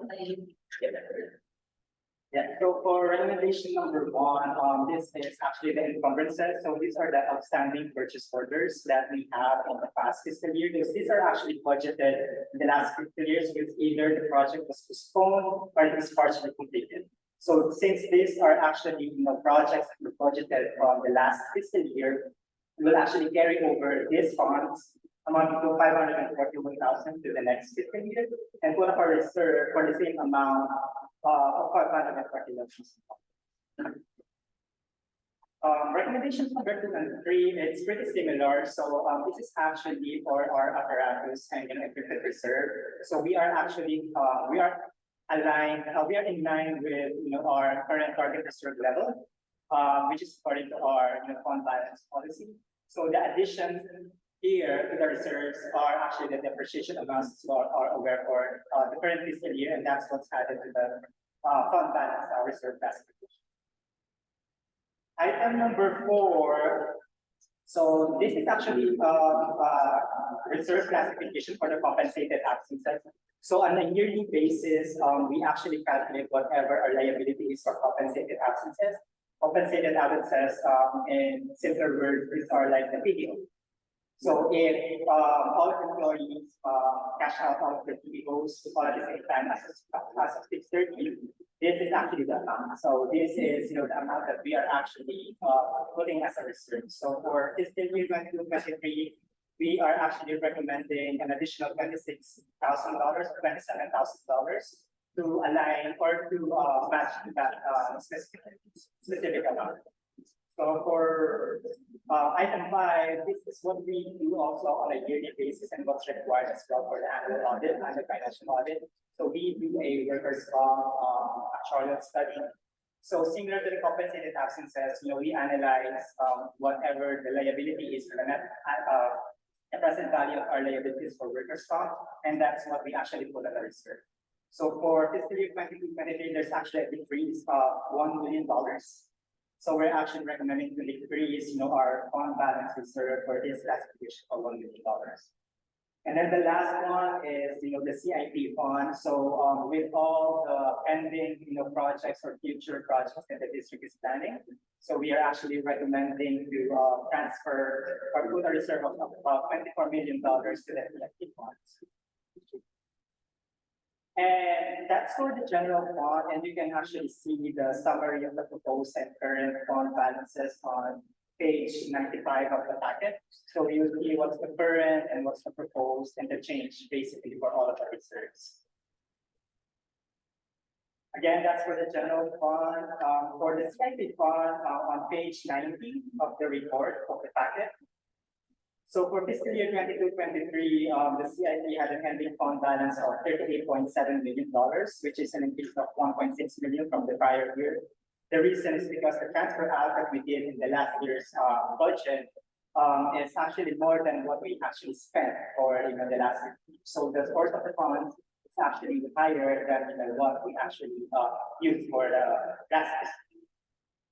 So there's also some budget implications on the CIP. When we actually did the budget last June, we adopted the budget last June.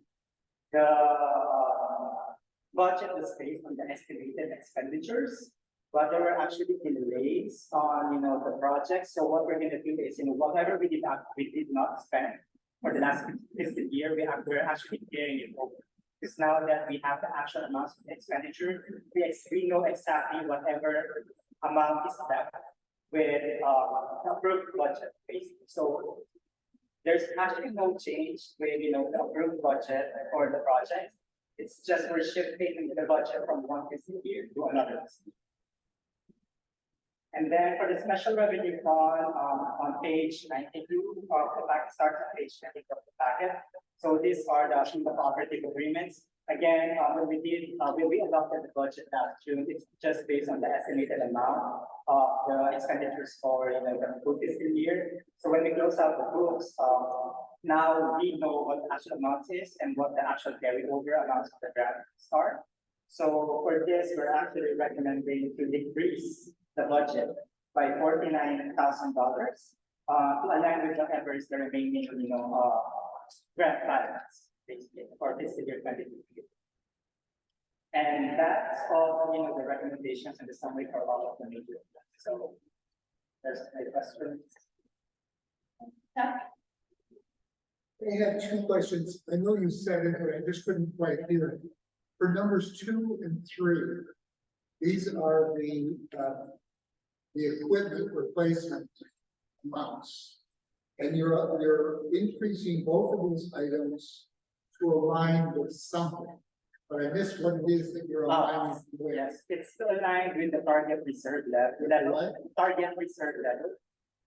Based on the fund balance policy. So on our fund balance policy, we have, it's not on the report, but it's on the reserve funding policy. So our target balance for those specific categories on a yearly basis, we would add, whatever the depreciation amount for those equipment and apparatus, and we will add it to this. So if, for example, our apparatus, actual depreciation for the year is like 100,000, then we'll add that 100,000 to the reserve.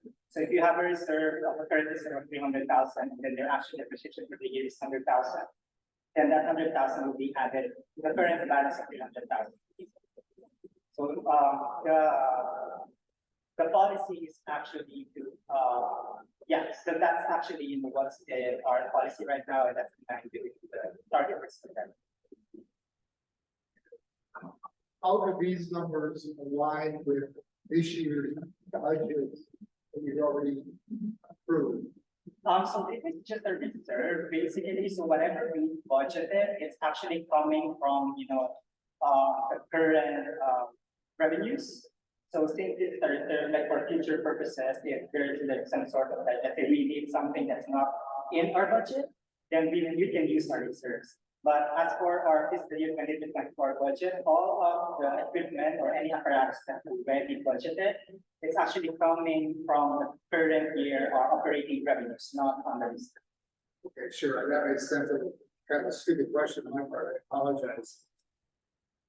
So you're taking the target reserve that you want, and you're adding it to get up to the target amount. Yep. So that when we look at it, eventually, what will be in the reserve is the targeted reserve. Correct. Then I have one other question, which is, it's a very specific, on page 88. I'm very curious about the third item from the bottom here. The 2023 Ford Mustang A250 Mustang Mach E Cal Route 1. What is that? That's actually the Chief's car. It's a new electric car, like, the fire chief is getting updated right now. And will that replace another car you already have? That we're moving them down, and we're gonna replace it with a new Tahoe, or I don't remember which chief, I said, how about I get rid of my Tahoe and move into an electric vehicle since I live locally, it works. So that is like, we were gonna replace, I think, Manny's whole Tahoe, instead, we're gonna do this excess, plus Manny's Tahoe. My Tahoe is going to Chief Will, it's going to Chief McDonald, and goes to Chief Navarro is going. I see. So, and will this Mustang then be outfitted with all the code lights and everything? It's actually at the end and building in the garage. So it'll be, it'll have lights and sirens and just a radio charge on it. Yeah. And the trunk is big enough to carry equipment? Yeah. Okay. Chief Norris was Menlo Park Fire, Menlo Park PD, yes. The same road. So you guys can drag race or something? Director also has a Mustang. They have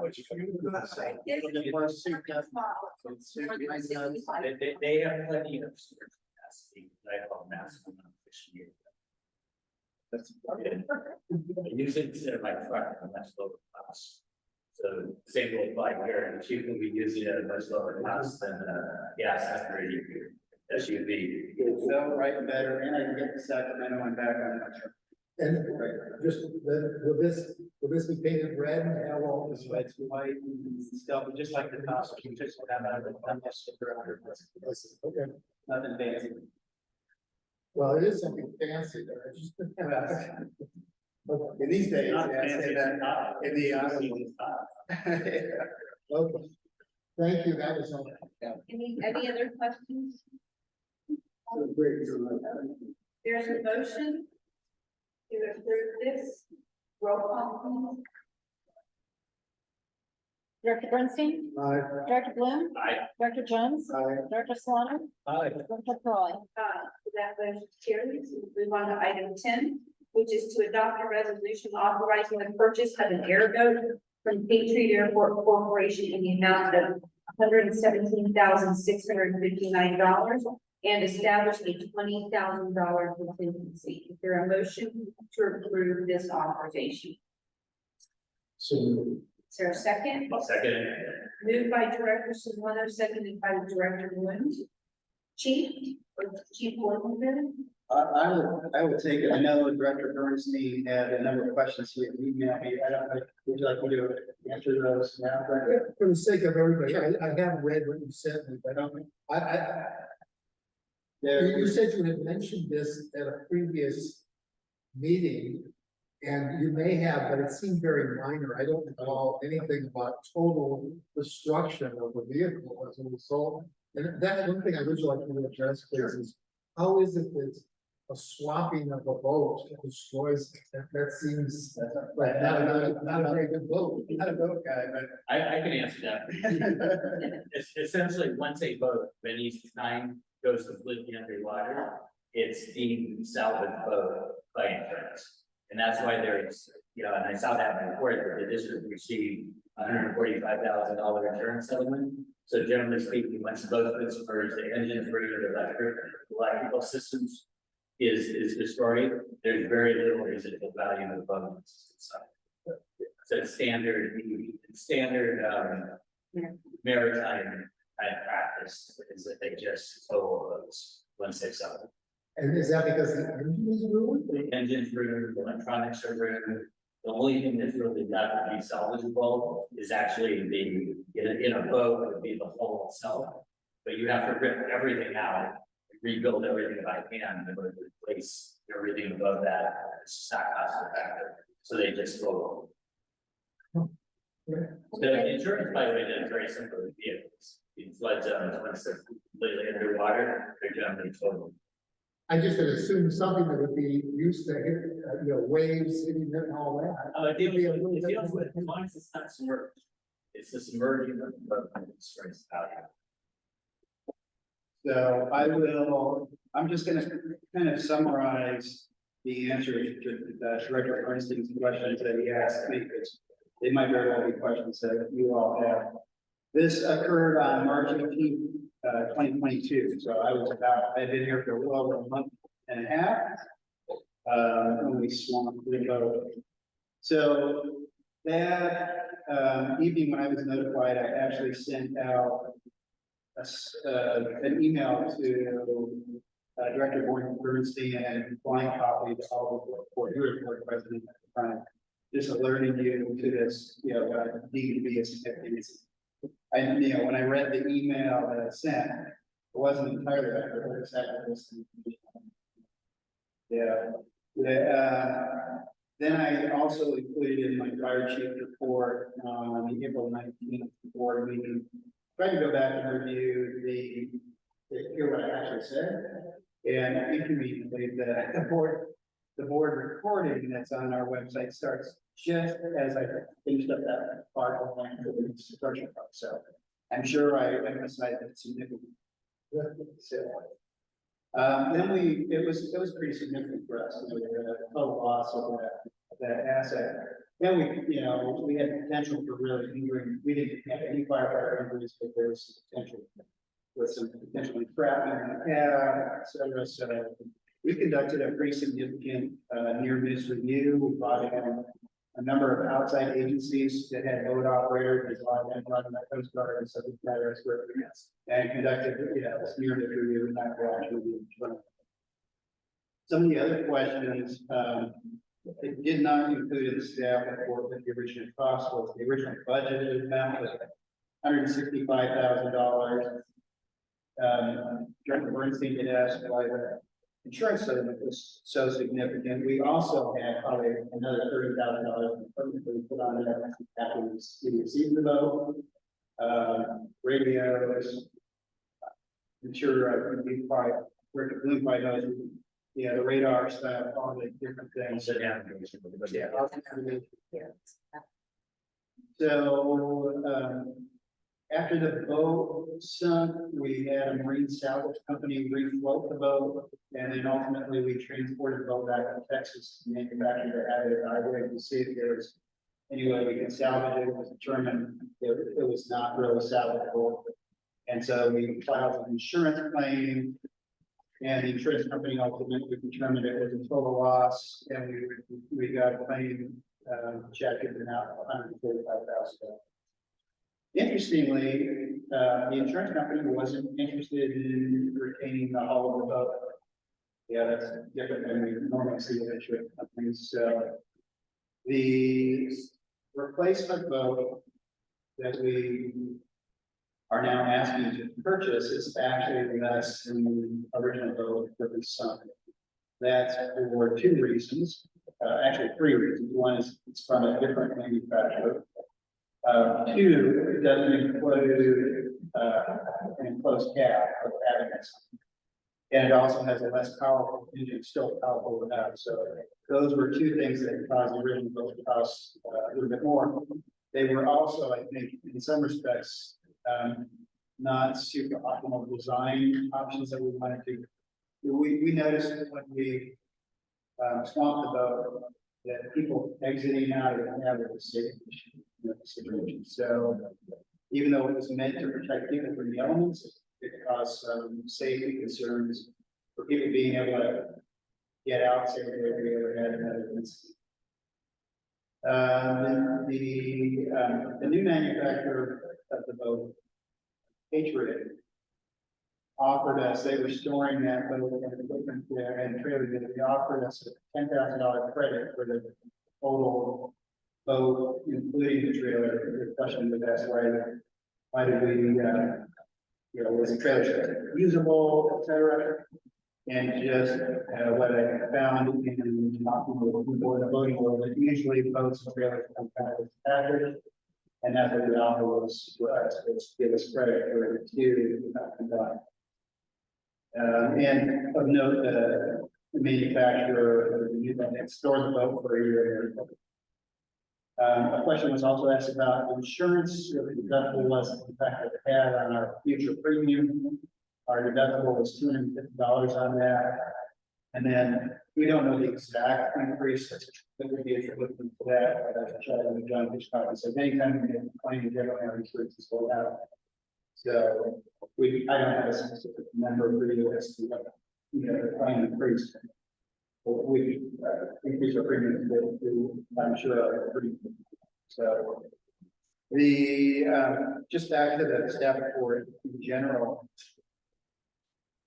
Obviously, with the loss of the 2017 vote, it left a pretty significant gap in our water rescue system. We had a cadre that was put together that evaluated some of the flaws of the boat that we sunk. They designed a new one that would work with our special situations where we have our area and mud flats. And we went out to RFP, had a number of responsible bidders, and this was the lowest responsible bidder with the company that we're familiar with, that we can believe will get the bidders an appropriate product. With that, we're asking the board to approve that and approve the resolutions. I'm happy to take any questions we have. Chief Wardinger here also that actually wrote the staff report along with Stephen. Any questions? Chuck? Yeah, there's two. What was the cause of the swamp? What made it swamp? You know, John, I think, we designed it with the cab, and what the cab does is it puts the driver and passenger up even higher, and that left the boat to be top heavy. So when the boat, did a normal operation that we would have on one of our typical boats that we had in the past, and did a hard right, it plowed into the water, and the water came overboard because the center of gravity basically turned towards the water, and it flooded the boat, and when it started to flood, it was too late by the time they noticed what was going on, and it sunk. So the committee was very aware of that, and that's why they went back to a more traditional design and got rid of the enclosed cab in an effort to move the center of gravity back down closer to the boat, in an effort to not have the same issues. In addition to that, the committee did a lot of work in speaking to airboat manufacturers, and they widened the actual track of the boat, which is going to provide significantly more stability in the boat itself. So by widening the boat and lowering the center of the gravity, they've been assured by several manufacturers that was going to significantly reduce what we encountered with the last boat. So it wasn't a training issue, in fact, that those are. They were actually training with the new boat when they started. I mean, it wasn't because it was a training that he was piloting. It was not because of a training issue. I think there was a lot of it had to do with the airboat design. So, which is why we designed it. Have we had any issues prior to that? I was in service for quite a number of years. Well, that's the other instance. So we purchased that boat in 2017, and it was never a reliable boat. So in the number of years that we had it, it was constantly plagued with issues with the motor. I think we had already replaced the motor times.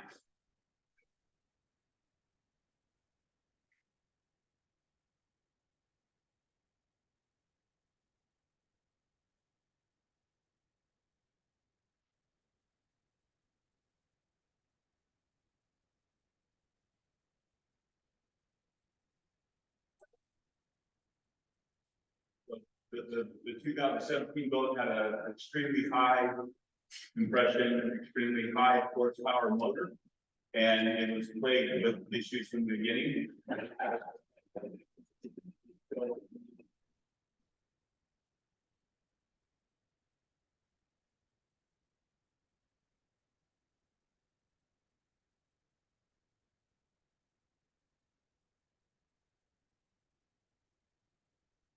Already mentioned this, we opted for a motor configuration with less horsepower. That is going to be more reliable, but still enough horsepower to do what we need to do with the airboat.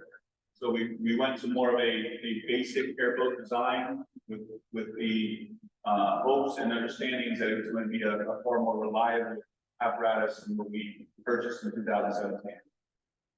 But my second and last question was, and I think I know the answer, but let's just confirm this. I wondered why we waited a year to order a new boat, using a 20-year-old boat that was past its productive life. Seemed to be a risk to the district, but I'm assuming it's because we spent a lot of time on the design and after the analysis after the fact and so forth. Okay, so there was a analysis of what caused the boat to be sunk, and then there was a significant amount of discussions with the insurance company. So there was a disagreement on how much the airboat was worth and whether or not it was salvageable or not, which is why it ended up in Texas to be reviewed by the manufacturer. So that all took time, and then in addition to that, when we were given the go ahead to start the purchase of a new airboat, it was also up on the beginning of the budget cycle, because we actually put it into for this calendar year, and then we had to start the process of creating a committee and learning from our past mistakes and coming up with the RFP and then posting the RFP, so it all takes time. I apologize for not making it faster. We say, I applaud all those steps you've done, and I would recommend that in the future, we move toward a purchase of something new, just to reduce the risk. And then we can deal with it later, we can sell it, we can, whatever. But I think now it's a bit of a year before we get the new vote. And if we could have shortened that, even 6 months, 3 months, I think it would have been worth now. Okay, thank you. I'll move. Director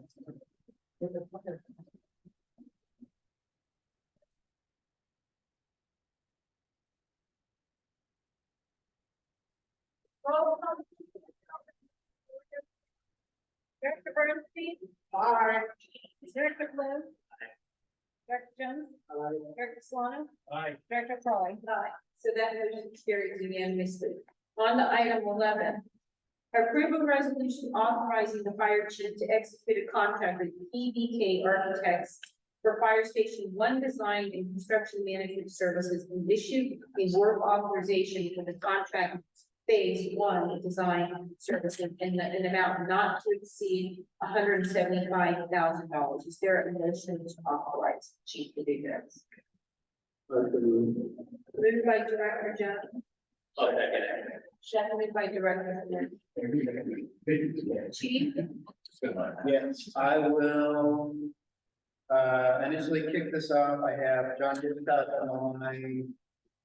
Yeah, if we have more questions, but I just wanted to thank both John Hitchcock and Steve Miller for helping us craft this board letter and the associated contract. This was an item that was discussed for the entirety of our brand new facilities committee meeting. And I don't want to steal Director Jones's thunder with the way it reports out, but there was a lot of conversation related to the awarding of this contract and how we could structure it in such a way that we didn't create some conflicts that Steve had alerted us to and some recent changes in California law. So what we're looking to do is move the Station 1 design process forward by engaging the services of an architectural firm that can help us through what I refer to as the charrette. That's bringing stakeholders together, figuring out what it is we want to build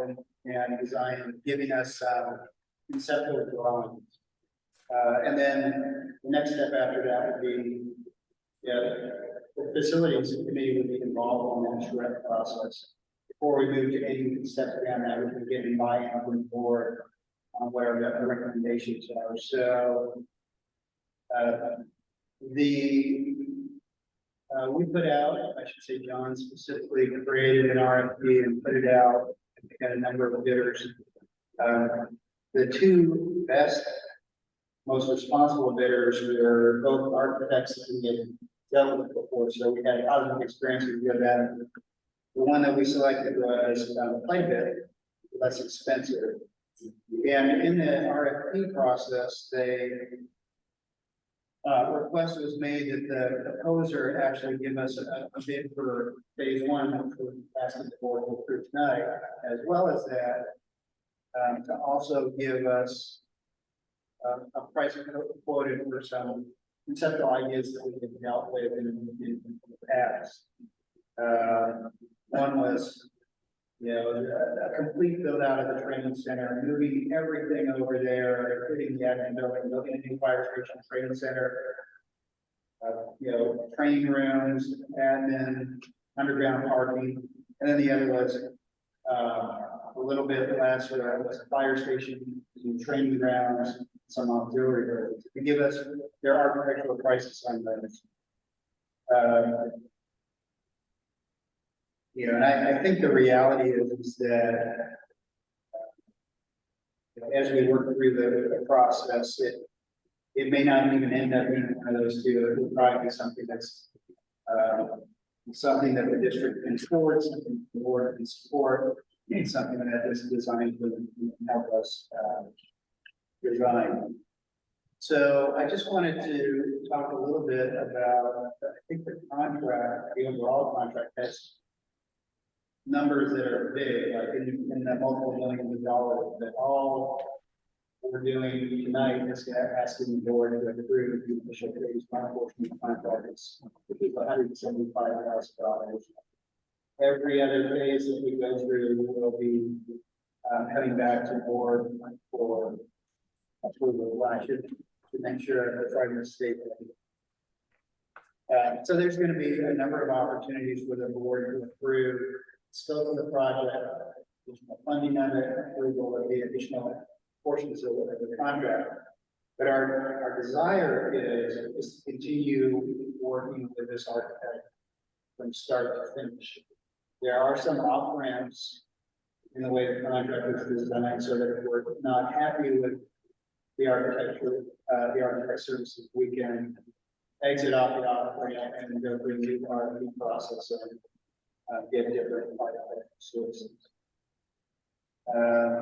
So with that, I think I should check in with John Hitchcock and see what I left out, John, if you think is important for the board to consider as they're approving this phase one of the contract. Can you hear me? Hi, John. Hi. Chief, I think you did a pretty good job summarizing the staff report.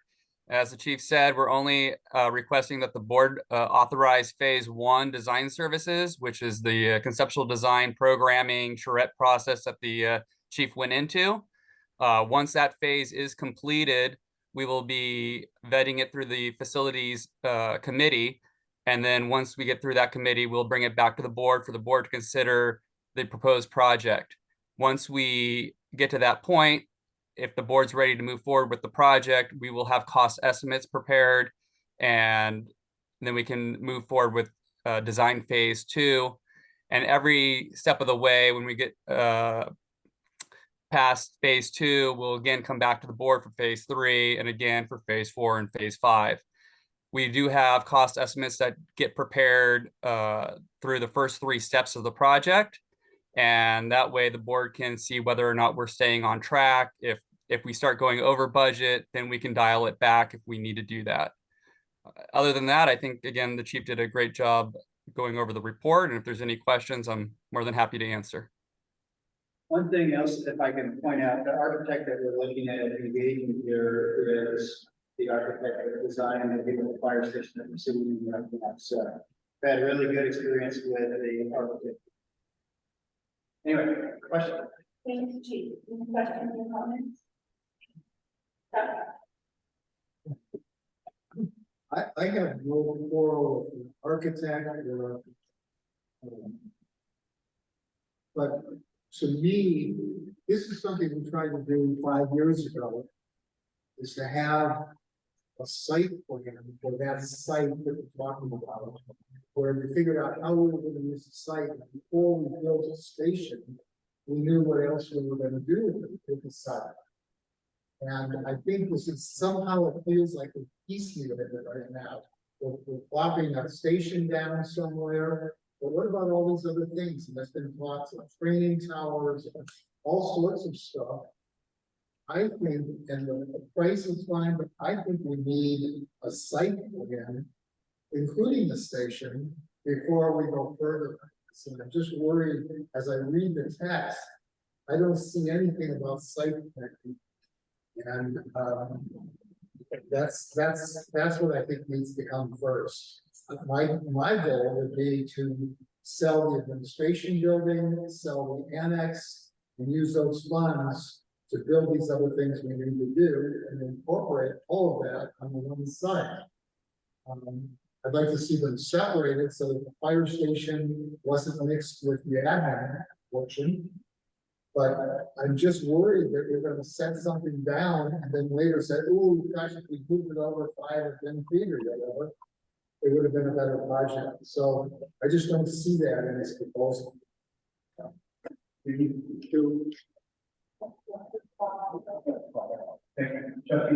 done. No, I'm not totally bought off on the aspect of us having a solo training tower facility that can share with other agencies too. I don't know how much bringing tower, classroom, and all that other stuff's going to cost us. And I would rather be kind of more thrifty, share those training, opportunities and training facilities with other agencies that already have training power and extra classroom and all that other stuff. So I'm not totally convinced that I want to put $45 to $50 million station one training facility also. It could be done economical, working with the other fire agencies in the area. So my question is, Chief, if I can continue with the Yeah. if we hire these people, and if the board goes in the other direction, you're not locked in for your committee. It's not locked in when we're gonna have training to say in station one. You know, let's say we want to move the training to where our warehouse is. So we're not really locked in to put the training there or. You're right. We're not just like an advisement, we will be architectural design. We're not locked into anything. The board is gonna have to approve whatever we propose ultimately. I will. Yeah, I mean, I heard you loud and clear over the last year about the abundance on the training facility. My goal will be hopefully over the course of the next year to convince you that a very moderately sized training facility would be approved in our district. Not a regional training facility like I see some departments have, but one where we can keep our resources in our district and in service while we train. It won't, you know, when you look at Station One, they actually have a training counter there. It's been declared unsafe. So we do a lot of training there at the Station One site. So it would involve props that are doing those things that we're doing there and seeing them together. It's just a little bit more professional. Happy to share for Woodside or somebody else, but like Redwood City is building, trying to build a large regional training center. I think by the corporate yard. I don't know what the specific vision is for that, but we will probably go and utilize that. And we will take into consideration if we're able to convince the board that we should have some form of training facilities on that site that, you know, for the real big things that we don't train on all the time in go to Redwood City, but for our day-to-day training needs, what we can build and design here will be responsible and modest and continue to do the thing I'm concerned about is. We speak up a little louder. Yeah. The thing I'm concerned about is like. You remember Mission View neighborhoods were all up. And stuff. And, you know, what if those neighbors don't want that training? You know, and then we spend all this money on it, but you're telling me it's pretty open ended, like using the architectural. Okay, we will have, well, that's in the process, in the longer term process, and it's gonna be a requirement from the city of Menlo Park, well, it's just approved package from us. We'll have community meetings. I already know, I met with a neighbor twice already. They are not super excited, you know, to have development there, but that's natural. You know, people generally don't. but it's open. Yeah, it's open-ended, yes, nothing set in stone. Back to Director Bernstein's concern about not having a site. I don't know how it's worded or something like that. There will be a site plan in there. Yeah. Oh, yeah, item 3 has, the phase 1 services, has prepared a conceptual site plan.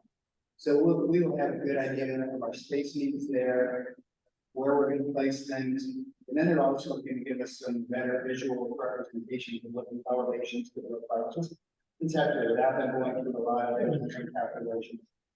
So the board and the community will all be able to visually look at whatever it is and be able to understand what we're trying to do. In the I also, Director Bernstein was really interested in us moving everything over there and having a single campus.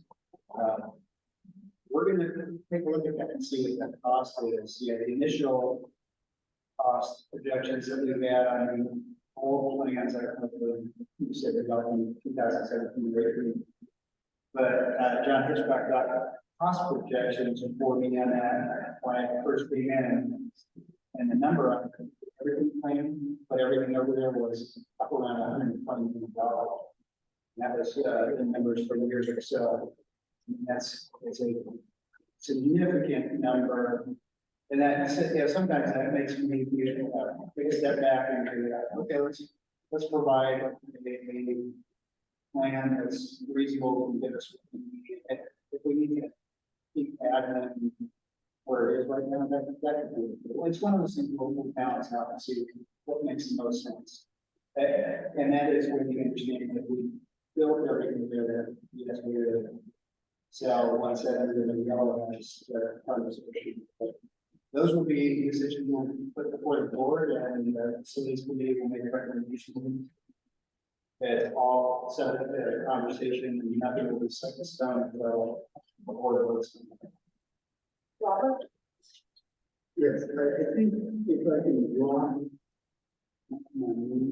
which is the page 103, I think what starting at the second paragraph, it outlines the phases what the chief just got been talking about, is to address the question of what are we planning for.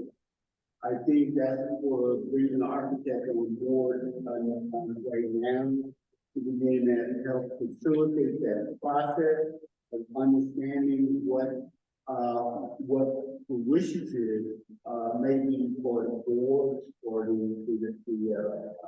the chief and for the community in terms of understanding each entity's idea about what they think they might want for a fire station. So this phases are one where phase one is pretty much going to look at understanding the program that's going on, as well as look at understanding the conceptual design.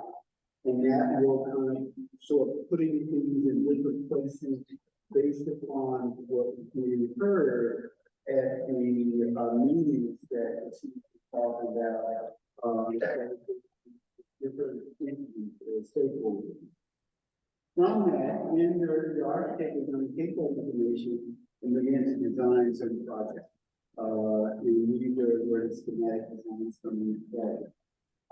So pretty much the second and third paragraph will go into more detail about what phase one design services are. I encourage you to look at that 1 to 5 items, and that's pretty comprehensive in terms of kind of cover all bases before one ounce of dirt is turned over. So really locking in an architect and a developer the contractor into designing anything, getting the information from the stakeholder, so that this could be a one-pass kind of situation, evaluating what selling the building design makes sense or not makes sense. It really depends on the amount of space that is available based on the concept that we're talking about. Always think about building in the site. So I encourage you to look at those 1 to 5 phases, as well as the steps that is outlined in phase one. And phase two will be mapped out similarly. I won't get to that point, but I think the critical phase right now, phase one, So I was just going to comment on that. Yeah, I think this is a great staff report. It's in the chief of something that we dealt in the facilities, both ad hoc and then when we became regular committee, a significant amount of time around the whole process here. And interestingly, I think what phase one is exactly what you're asking for, which is this conceptual view of the whole property and says, how would we place things on the property? What we would not want to do is build a firehouse and then go, now let's start doing something else. We have to have some conceptual view of everything we be putting there. And then I think John Hitchcock and with the legal advice of council did a really nice job of structuring this based on these phases, but also work directors. So that the phase we're talking about right now is the board's approving phase one. We have the ability issue additional work directive later, those have to come back to the board for approval. So the only thing really being discussed here today is trying to get a phase one agreement that says, yes, let's go do that conceptual work. So we have a site plan relative to the training facilities, gives the chief the opportunity to take all the input into the conceptual plan and outline what kind of training facilities is he actually talking about. Yeah, because there's extreme from very simple classroom training facilities to all out, and I've been to a few full fire training facilities. I don't think we're necessarily either extreme, but and we don't have the land necessarily the space to do the extreme either. But that's what this whole phase is intended to figure out.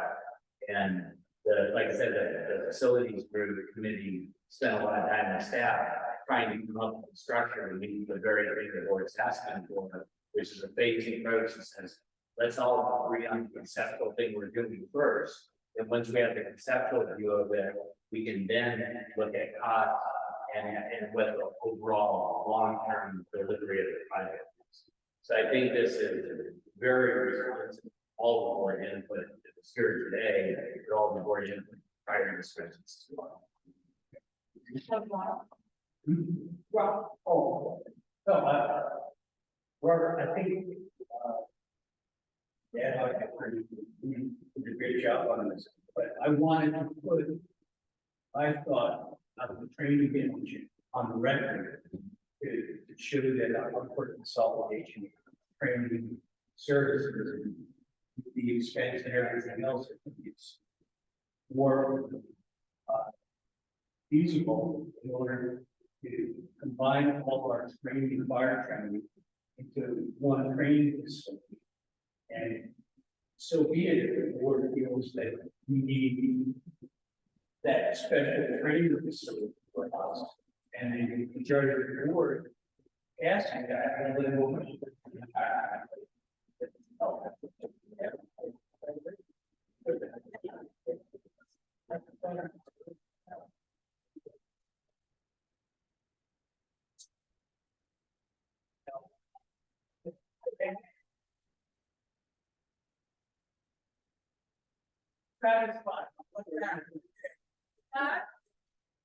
no more. I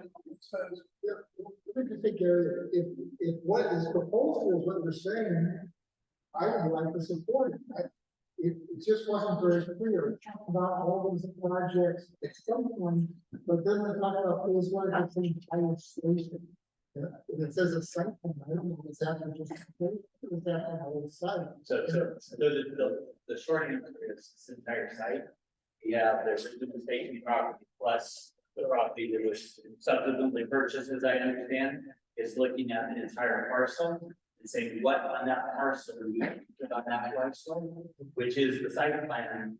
It should be a conceptual view of how does all that fit to meet the requirements of the district on that piece of property. Okay, so let me ask you just one It's thing. not a station. Okay, I'm not disagreeing with that, and I would like to support that, if that's what that is. One of the things that we had this facilities plan, unfortunately, we wanted a facilities plan. That project got hijacked in the wrong direction, and we never got the one of the things that I think we need to know is, in 20 years, how many people are we going to need to do fire prevention and do the various functions of the district? How much admin space are we going to need? And I don't know how we're going to get it. Well, the architects, I think, have done a good job. I don't know if they're the people to tell us how much office space we're going to need. But I think we should have that information first, because we can't really plan on site without knowing how much space we need. Yeah, so I can agree with you, when I toured this station for the first time with chief, that's one of the things we actually talked about at this station, where what kind of capacity did you build in firefighters or offices or other things, which had a lot to do with future needs.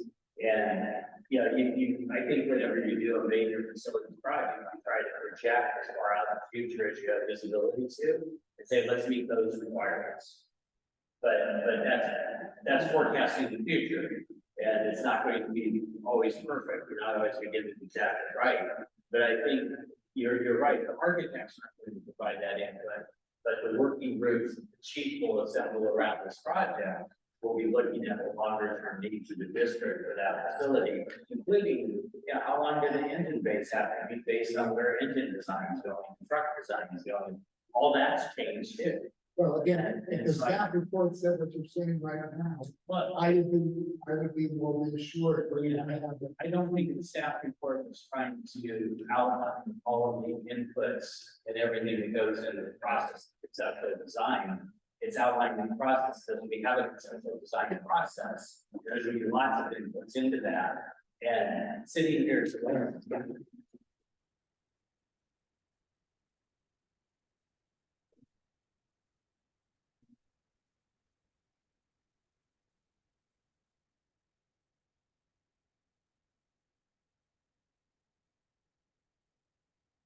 sitting here today, that's what it was asked for, through the first phase. We're in the process of approving the umbrella, contract for the long term, but none of those are committed dollars until it comes back to the board, there's additional work orders for the additional phase, work directives, I should say, using from contract and additional phases that are authorized. But that's what, that's exactly what we're trying to get going here, is the process to answer all those questions. Either the site on land and and what today's requirements look like, what we can do in this area. Well, the facilities committee is committed to that direction and that outcome and that plan. And I'm supportive of it. There is a question in the second. Any other discussion? Let's do roll call, please. Director Bernstein, Director Bloom, Director Jones, Director Solano, Director Crowley. Right, so that motion carries unanimously. We're on to item 12, which is one of the items that was put on this agenda as a future agenda item last week. So Chuck, last month. So this is to discuss access to the district's email system. So the chief did like a brief staff report and based on what he thought we were looking for. I went back and listened to the conversation at the end of the last board meeting, tried to pick out the items that were concerned with the director. So I shared it with Francine, who conferred with Ben Chang, and Francine will to give you the information you're looking for and realize you might not get all the marks and get you more information. With that, Francine. I think that the question that I had was, who has access? Project.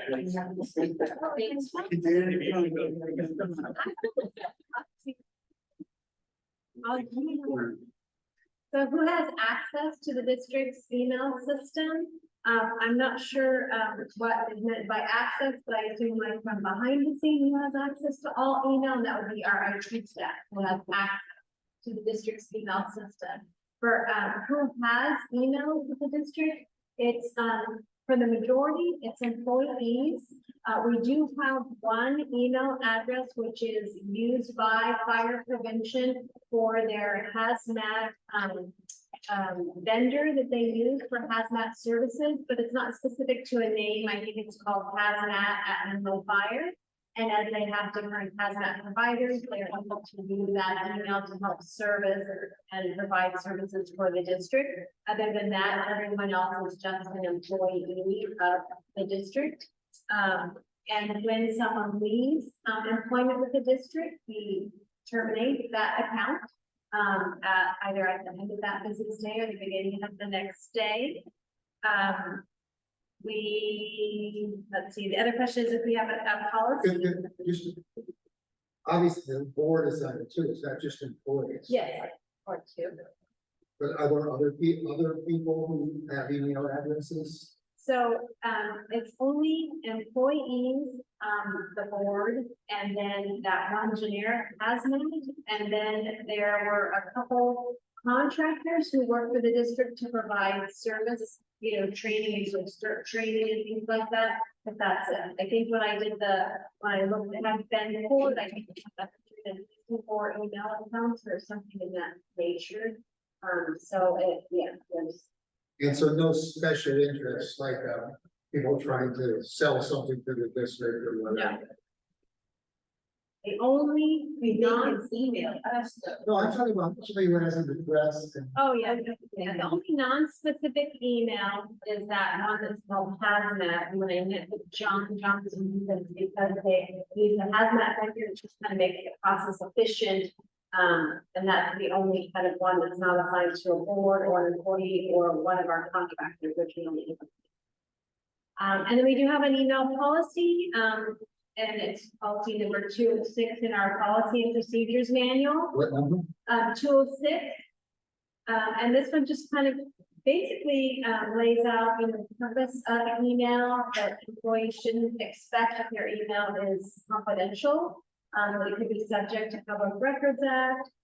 Currently, we don't have any, I guess, policy on purging email, whether it be deleted email, sent email, emails and folders. So that's something that we will work on, because, you know, space is limited, and if we have it, it's discoverable. So that's probably something we'll work towards, is having a policy on purging email.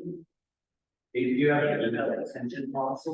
We don't, that's what I'm saying. Okay. It's being developed, it's under development, actually.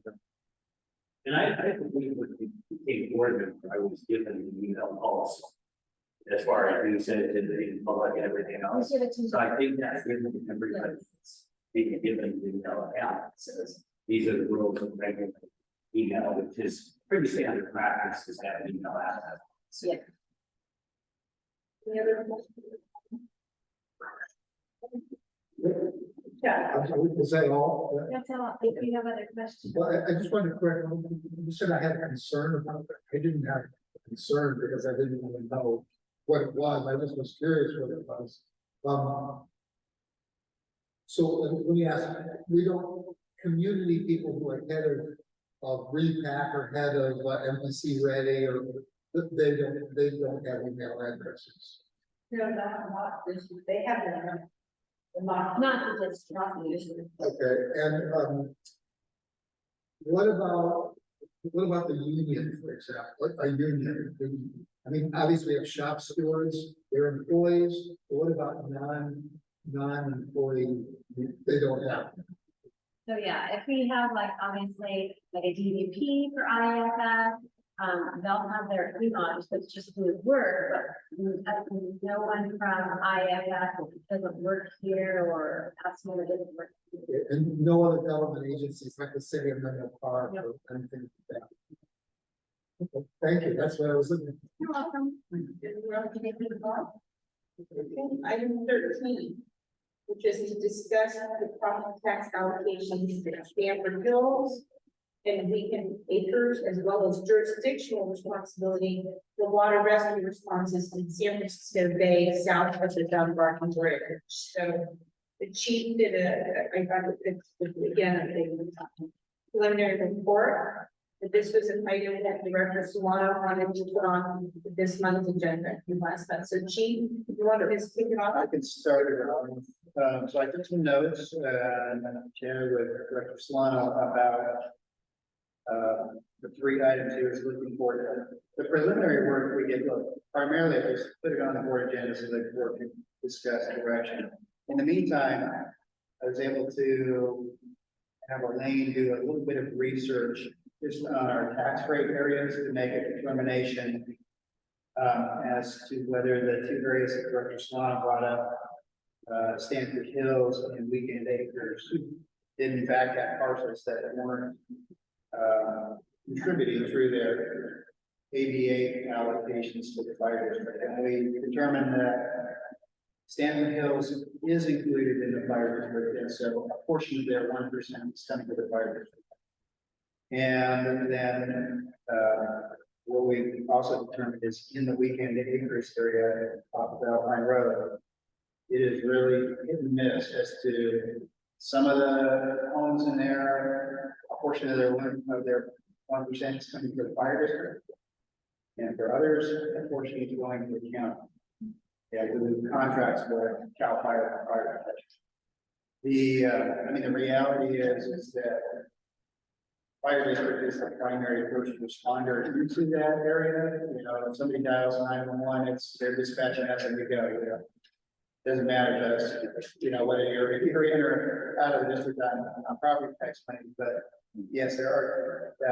And we got a map that showed the different areas in there. There's like five blocks of homes as to whether they were in or out. The other question that Director Solano had was dealing with jurisdictional authority over the responses in the day. So everything south of the Dunbarton Bridge, and I don't have specific answers on that. I have past experience related to my last agency, where in general, law enforcement claimed the responsibility for search and rescue basically everywhere. That said, my experience also was, and that for us, I was county sheriff down there. That's it. Sheriff is very limited in the resources they have and availability, so the fire agency generally would fill that gap because we have a station to, I mean, just like Menlo Park Fire House, you know, there is nobody to respond finally to that area except us. So we have our Chief, care the question that I had was, fire district, instead of allowing compensated either whatever jurisdiction of the fire we share with those rescue and compensate the fire district for us. Well, fire, air, you know, the different type of expenses that we do have here. Yeah, what I don't have an answer to is whether or not anybody receives money for protecting that area. I mean, there's no, obviously it doesn't generate property taxes, it's an open body of water, so. I mean, that's one of those things. It's The Coast Guard actually has some jurisdiction over that too, right? I don't know if they have the ability to get in under that area, but I would imagine near the waterways. It's like between weekend agents and jurisdiction authority. I wanted to know if the board wanted to take that to that. We have a board member here. Who's part of it. To see if the fire district can be compensated, one, for weekend agent, and two, for responding to the jurisdictional issues relative to South of the Delaware River. So, and that is, yeah, the discussion of the board and tonight is. Well, I'd like to make a motion. I'd like to make a motion to forward. Weekend agent, since, oh, great job trying to find that out. Or relative to the tax base. I contacted the controller's office and that's kind of, I never got an answer. But, secondly, the allocation of tax base for weekend agents that we should pay. Could be, could go to that, have them make the ruling. And then thirdly, the jurisdiction of issues relative to South of the Dunbarton Bridge. That's it. The county sheriff's office, the harbor district, is it the Coast Guard, you know, because we're providing, you know, rescue services that we use audit everything, the process. I think we should compensate that. And I don't think it was. Like if we go, like if the dispatch to a particular locale in Redwood City, and our efforts in Redwood City, that's one thing. But there is a, yeah, it looks like we're going to use that airboat to do a rescue relative to an area that I believe was given to us in 1989. And then we had county facility, Harbor District, that has ultimate jurisdiction according to the website of all the shore areas. So we could be compensated. And I think that's an issue that should go to Lapis, so we get the fund. Sure. I think interestingly in this topic, it's all an interesting topic, but there's three different items here. And it might be helpful for us to think about it as a board as three different items. So one of them sounds like we've already satisfied with research that says we are getting the tax dollars associated with the area. Stanford Hill. Stanford Hills. I don't know where any of these areas are, so I'll plead ignorance on that. On weekend acres, it sounds like we're getting some of them, not all of them. Some of them may be allocated to somebody else. I think it would make sense for staff to, kind of follow up with the county, in terms of why is that? And what's the precedence that's set for us to get partial versus all of it? Because if this part of our primary response area, we're providing primary response services, it should match the allocation on the tax dollars. But it seems to me like those questions have to be pursued, and staff pursuing those with assessor's office and others understand it would make sense. And then on the last one, it just seems like we don't have an answer to the question about who actually has jurisdiction. And again, on that one, it would seem to me that if the board so desires to get those answers, that we should commission staff to do research on finding out what the jurisdictional boundaries are. They do exist. I think we just don't know what they are. But there are jurisdictional boundaries that are set up in the waterways. I think the chief is on to primary piece of it, which is the sheriff's office does have responsibility. But remember, we are also talking about waterways that go beyond San Mateo County into Santa Clara County. But that would mean San Mateo County has their requirements, Santa Clara County has their sets of requirements. But it would seem to me that before we do a tremendous amount of research, that staff at least have time to investigate and find out, since sitting here today, what are the jurisdictional boundaries? And it's a little bit of a question of who's on first. Who owns that responsibility? And is it the Coast Guard? Is it the sheriff's office? I think those are probably the two primary choices. And I think the direct conversation with the people in charge of policy at those agencies, we'd be able to get those answers. So I'd be in favor of the staff and the chief doing some additional research on our own basis before we start kind of spinning up the external costs with others involved. I don't feel like we have foundational information, but why it is the way it is today, or what the policy on the jurisdiction even does. But it sounds like for the research, we're already not one of these on the list. I'm reasonably optimistic that there are two come off the list based on the research. Yeah, does the sheriff's office have an area? So it looks like the risk is one fall, and then the fire.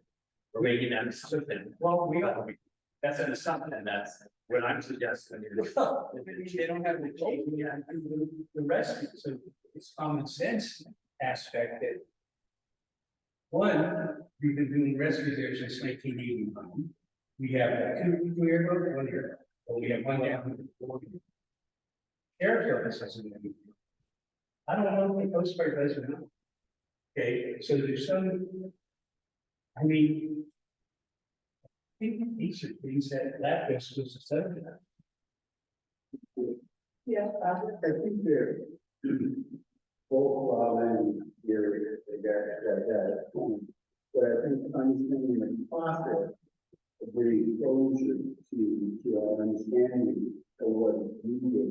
I think there are information what we should have to do with, the scenario that we talked about. So that we begin, kind of see that when the law we have very well, very bad, very hard to do.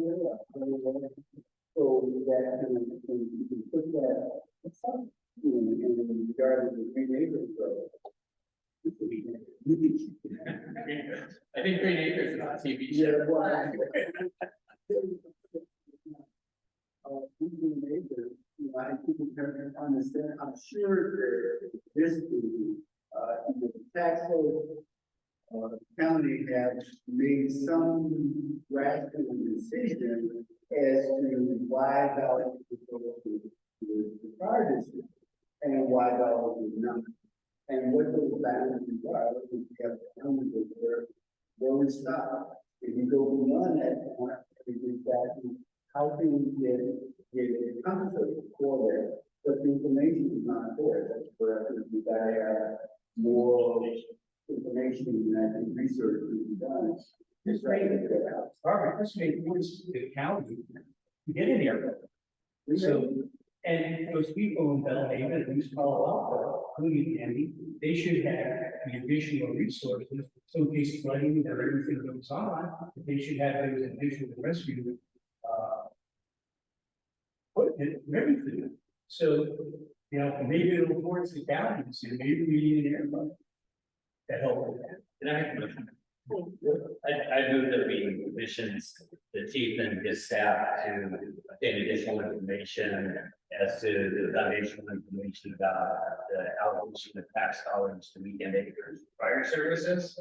And correspondingly, in a similar fashion, commission staff to do additional research on the jurisdictional boundaries relative to water rescue. In the areas that we're discussing, both San Diego and Senator counties, and get the clarifying data. To understand the way the policies are currently exists. Director Bloom, does your motion, when you talk about staff, include council? I would request that it does, because I think there's a significant legal component to this research you're asking. Yes, that's the staff and council, but I would assume by making the motion about staff. I just wanted to make sure. You want to make one motion or two? It's really one motion because we did additional research on this. I mean, it sounds like I'm satisfied. Yeah. So is there a second? There's a motion. Great. Moved by Director Bloom, seconded by Director Jones. Chuck. I just want to mention because we have actually looked into this in the past and I'm supporting the motion and I think we should go forward. But the weekend acres, we took I think, bad strategy. We tried to get the county to agree to turn it over. And the county says, no, we want you to serve and we'll pick them up. And that's where it's gonna be. But we don't have to do it that way. We can go to that. We can organize the homeowners, we can lobby to get all the weekend acres into the district. And the county can't object to it as far as I know. I don't think they can, if it's voted on, I don't think that they can stop that process. But I could be wrong. Chuck, I don't disagree with you, but I don't sense it means from what I've heard that we know why it's allocated the way it is. Well, great is the main reason. Well, but that's that question. What happened? What I'm saying is, there's some people around here who know this history, and we could also talk to them, because the county should have built a fire station near weekend acres, but they didn't, because we have a station nearby, and it will take it on. So there's no reciprocity. How we provide to them, they give us literally nothing at all. And service is no money. Chuck, your station is on Skyline Boulevard. That's the closest county station. The one here, the one off of 92. I don't think we're trying to solve Some of the resources we have here are people who have resources in the whole office. So we want to say, There's a motion in this second. Yeah, I think the comment is to direction, we've done and to have staff and council to look into it. And then we may and then we'll set up a march on Washington. We can bring our battle. But let's get the data necessary. sort of like.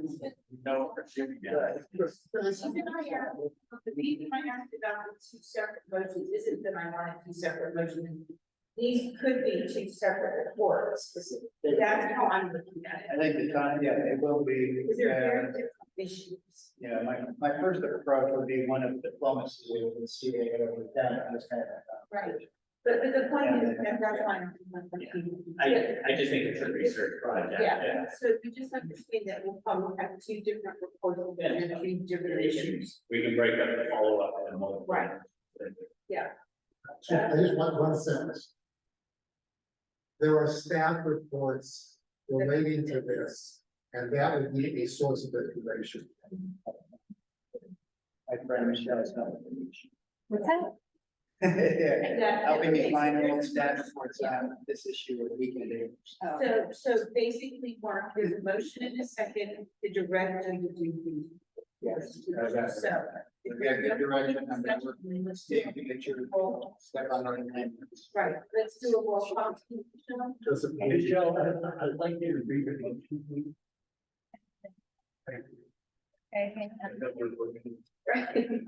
Okay, so what I have is, Director Bloom made a motion for staff, and that includes general counsel, to get additional information. Commission staff to get additional information related to weekend acres and also the jurisdictional issues with the Dunbarton Bridge, but every word he said I did not get, so was that? Yeah, It's so it was, to be very clear about it, it was the tax allocations for fire services and weekend acres area. And then it was the research, who has jurisdictional responsibility for water rescue in both San Mateo and Santa Clara County, that covers the area of San Francisco Bay, south of the Dunbarton Bridge.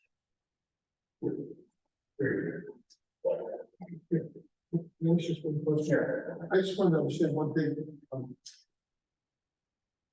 Rob, when you said the sheriff's office, were you talking about San Mateo County or Santa Clara?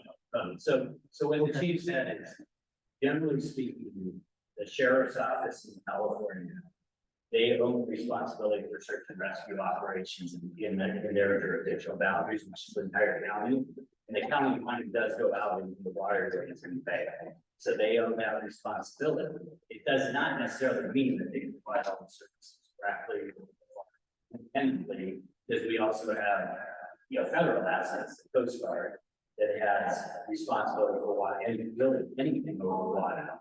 They'll respond, we're working a search and rescue operation in the mountains, there's a lake, they'll respond to it. They're only required to come down water. They don't like to do over land. The highway patrol and their law enforcement agencies got a lot of that. But the way the search and rescue in the state of California is set up is ultimate responsibility for search and rescue capability does fall on the sheriff's department. Most sheriff's departments specifically. The only exception to that, I believe, is San Francisco, that chose not to have rescue, but that's a different story. And typically, each county has an office of emergency services, and in most counties, that's where that responsibility is housed. Chief, could we also research all agencies that would have jurisdiction relative to rescues on San Francisco Bay, including south of the Dunbarton Bridge? Includes all, that would be the Coast Guard, that would be certain types of DOT agencies that would well, all agencies,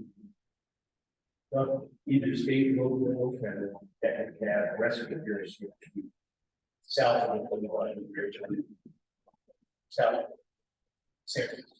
I think that's an understanding motion, because understand who that's jurisdiction authority in this areas. And by the way, it's different when you go to, because when you get to the Golden Gate Bridge, the highway patrol has jurisdiction under the Golden Gate Bridge straight. So you get there, but that's why, that's why the motion was made very broad to go and get that information, get a better understanding. Okay, roll call, please. Director Bernstein? Aye. Director Bloom? Aye. Director Jones? Aye. Director Solano? Director Crawley.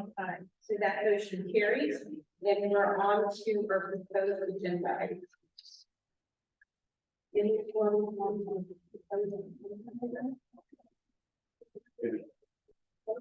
Yeah, so we'll go to reports and requests. Item 14, committee reports, facilities. HR.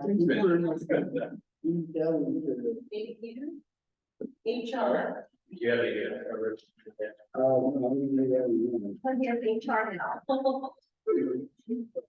Yeah. What happened with facilities? It was already discussed. Yeah. Human resources. I'd see, as Christie still on, Yeah, because I didn't really, couldn't get all the numbers down for the last improvement in the now, in the time. So Christie is on, she's able to see that. Nope, she should be able to. It's Christie and talked a little bit about that. We have We had a meeting. Yeah, meeting. We had a meeting. Unless the TV knows about. I can pull it up.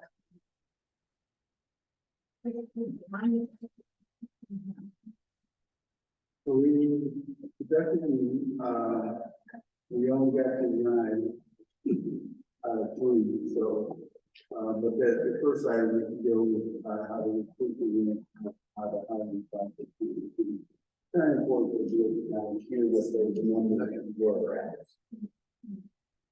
So you, I think you're looking for demographics of our hiring? Yeah. Yeah, like you gave us. Sure, sorry. So out of the 7 candidates we're hiring, 1 is female, 6 are male. See if I can remember we have 1 recorded Latino, 2 of the 7 are 2 or more races. Yeah, that was it in its entirety. So, very good. Also, paramedics for we have 3 paramedics and 4. What about the place of residence? Do not know that off the top of my head. Some are relocated, I know, like, you know, units. And it's Kind of local. yeah, most of them are local, a number of them, at least 3 of them have been connects with us previously, so.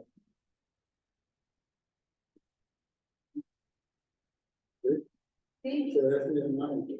and finance committee, Rob. Yes, area of manner. We discussed.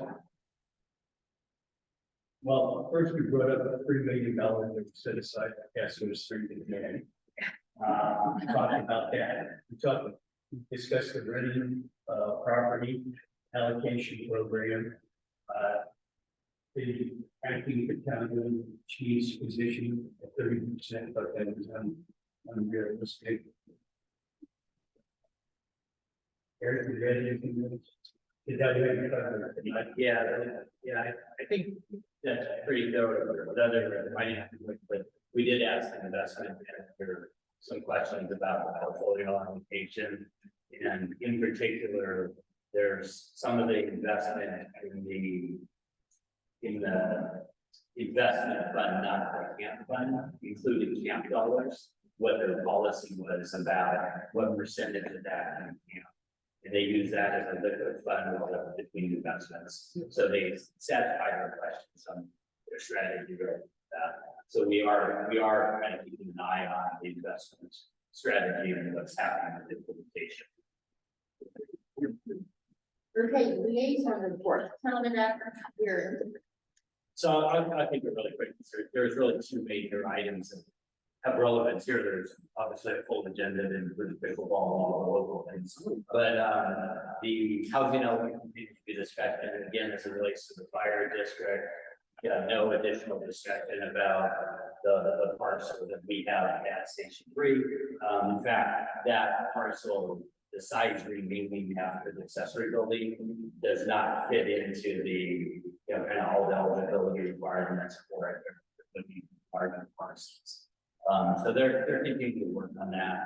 And then the only other thing that was discussed, and I actually had to make comments at the meeting on, is they're redesigning the curb infrastructure and the sidewalk infrastructure along Watkins Avenue where the park is. And they were kind of heading down a path of separation that was really not a curb, it was just the road kind of extending into the sidewalk. And I made the simple comment that says that doesn't provide pedestrian safety relative to cars driving along that road. And given that I go up and down that road multiple times a day, it's just my path on the freeway. Ultimately, they deferred that back to staff to revisit their design. And then I also commented that in as much as if they haven't included prevention and innovation, you know, that continue to prevention and the move relative to their design. But I think they're gonna go for a fixed curve on the entire lane, similar to what's up here. So safety was part of the discussion on that, and that's why I raised it here. That was out there. Robert?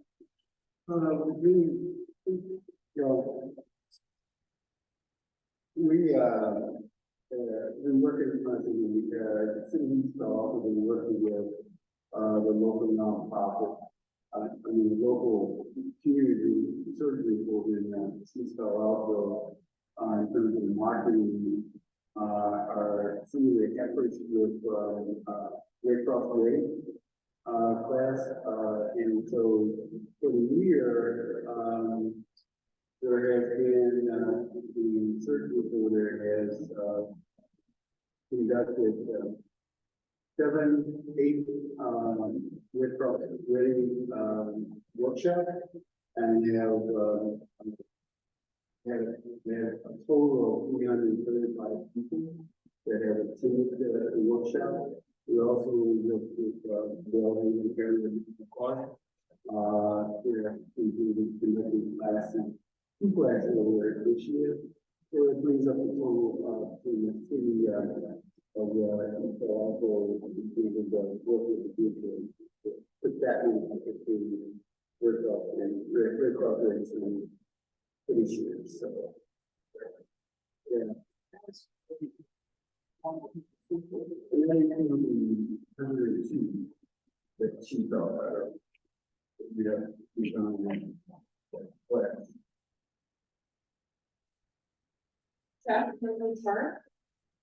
I only had one thing that related to the fire district. A study was done by, I don't remember, this is,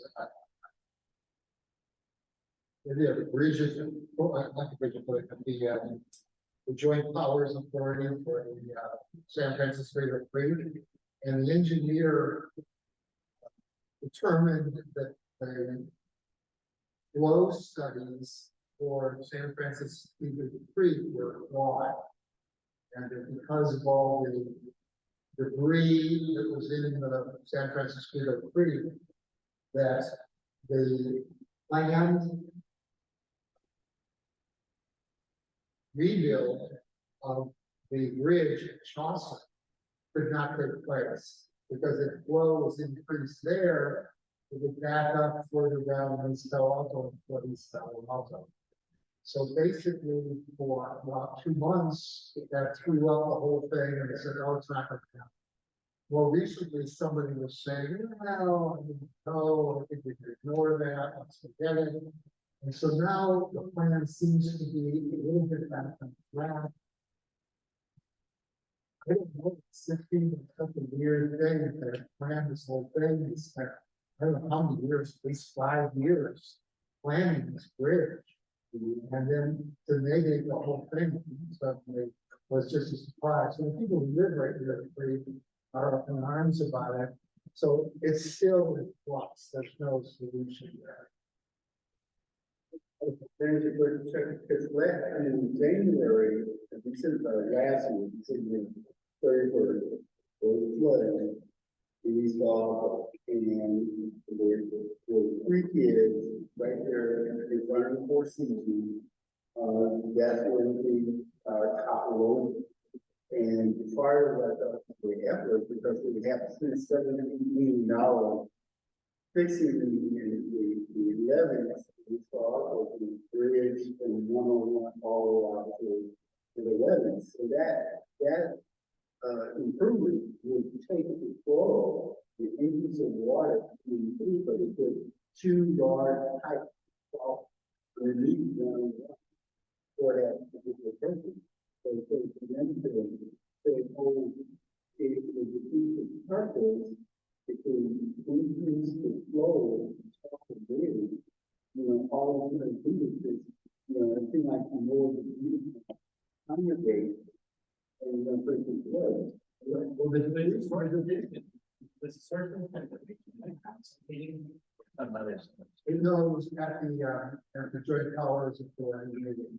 The degree issue was why the engineers weren't able to calculate the factor because of all the debris. That's what made the calculations flawed. They still were going to go ahead with the rebuild of the Newell Street Bridge. It is in this style. That was going to be rebuilt. But then when they moved up and they Chauncey Street, the additional flow there, right on the top of the street is like a dam.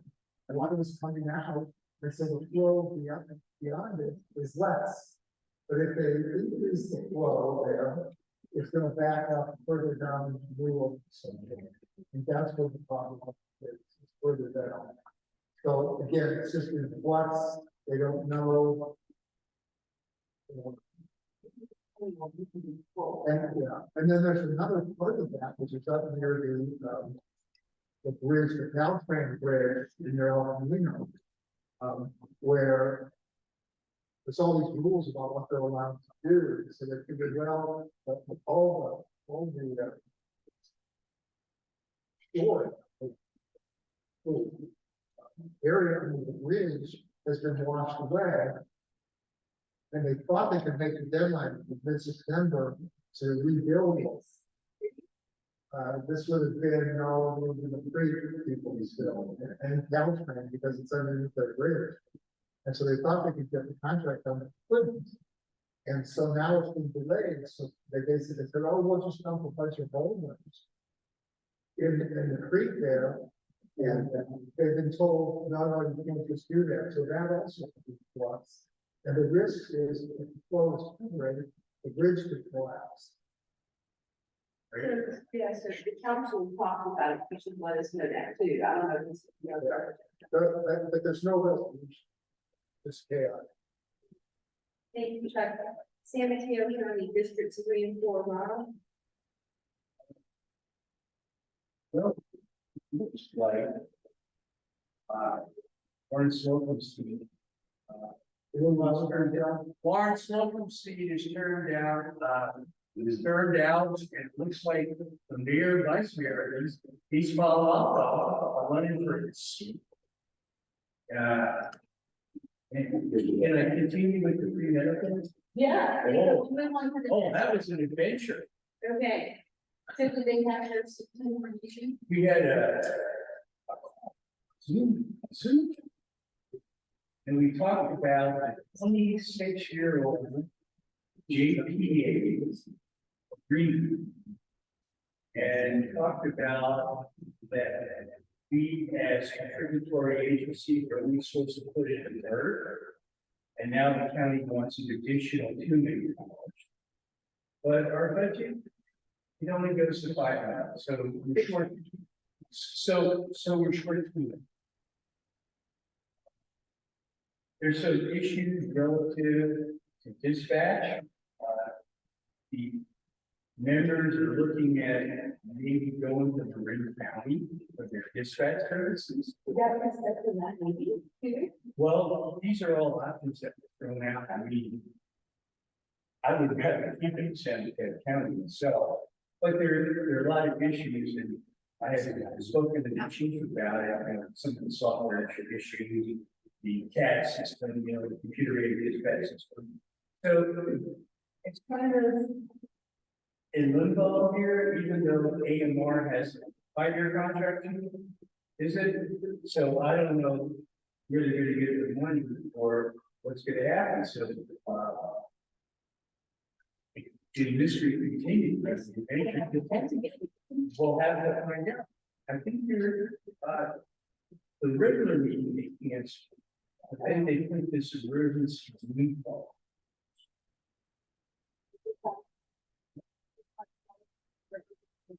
No. The county was not part of this problem. It was only the contributory capabilities, even though county executive is part of the board. So that kind of rubber is a little bit different too, because he should be part of it. Right? So there you have the picture. Thank you. Thank you. And going into the dispatch services committee at the ad hoc committee for, Well, the committee did meet, but I'm gonna ask the chief. The chief had all the most recent information, he's gonna get more information, and I haven't heard what that is yet, so chief, can you fill us in? Sure, we met and, kind of gave an update on the safety. Part of it involved that conversation about outsourcing, or at least make sure this is running down and challenges with that. There are, as Director Swan said, certainly 2 individuals that were in that group that are very tired of PSC and ready to move on. And I'm kind of the same, I should get out of there, people are just have services here. An update since that meeting, I know there was a conversation, kind of choose, I wasn't there, Chief Will, there in one place. And my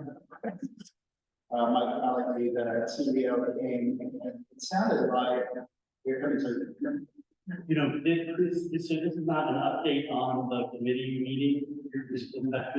You're trying to Yes. follow up to that committee. yeah, Well, I guess it's the pleasure of the board whether they want to hear this. It's not really what this agenda. yeah, so we didn't talk about this at the meeting, but I think it's important. We talked about, there were a couple of things, we wanted to see what, if it was possible to get for us to follow March, and stuff. Yes, so the chief is gonna give us, So maybe that should be agendized as an item for discussion, since this agenda item is a report from the ad hoc committee. So I was thinking that. You asked for it.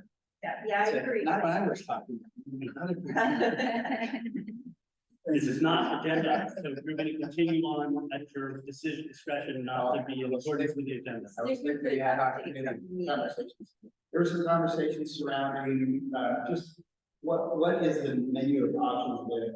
So we look through, then we go back to our home dispatch, mental part, every home dispatch center, like we did in the past.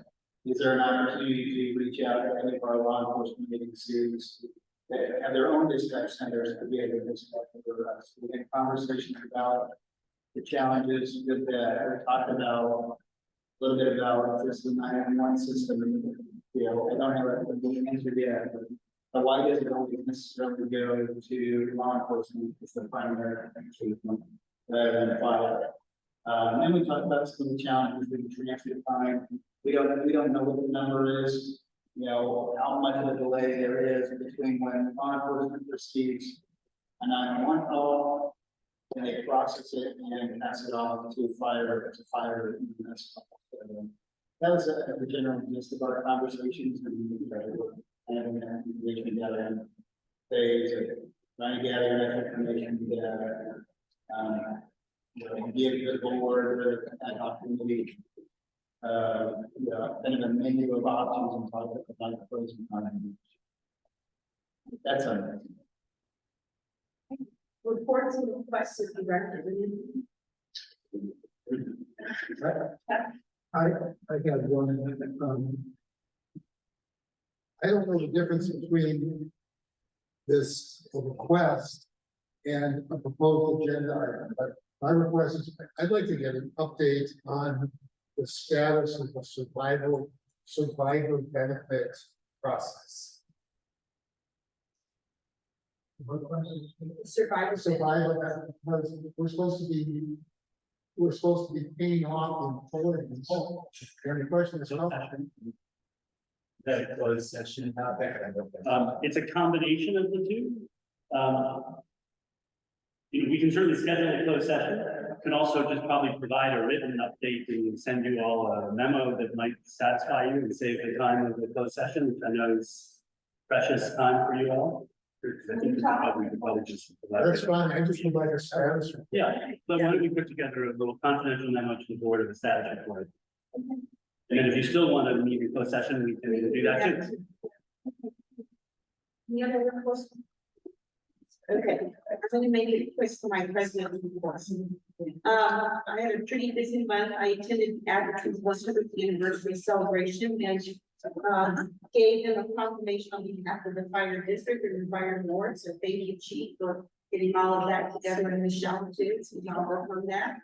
The pancake breakfast this past Saturday, it was a huge success. So thank you, chief, and you can thank the staff as well. And you did a great thing with all the volunteers. It just really took a lot of people. It was the first pancake breakfast since 2019. So we had a lot of enthusiastic people who were there. We also had positive feedback for the fire engine that's going down, and that little star banner back there is something that the community did sign so that we can put it in the engine. So I looked at the board will also sign that because this would be really the last chance tonight. I'm going to the Cal Laughter Conference this week and we'll report relevant findings at our next meeting. But Cal Laughter. Yeah, the Relay for Life event I also did. I was actually a participant, and chief, the firefighters and the fire district were very well represented, and they were a hit because they served the food. So I love that. And last but not least, I had that meeting with Chuck and Mark about the dispatch. So we'll probably figure out something to do that so that we can put it up there too. But that is it for me. And so we're at public comment. So I'll close public comment number 2, and we will adjourn this meeting at 10:16. Thanks, Michelle. Thank you. I know the time is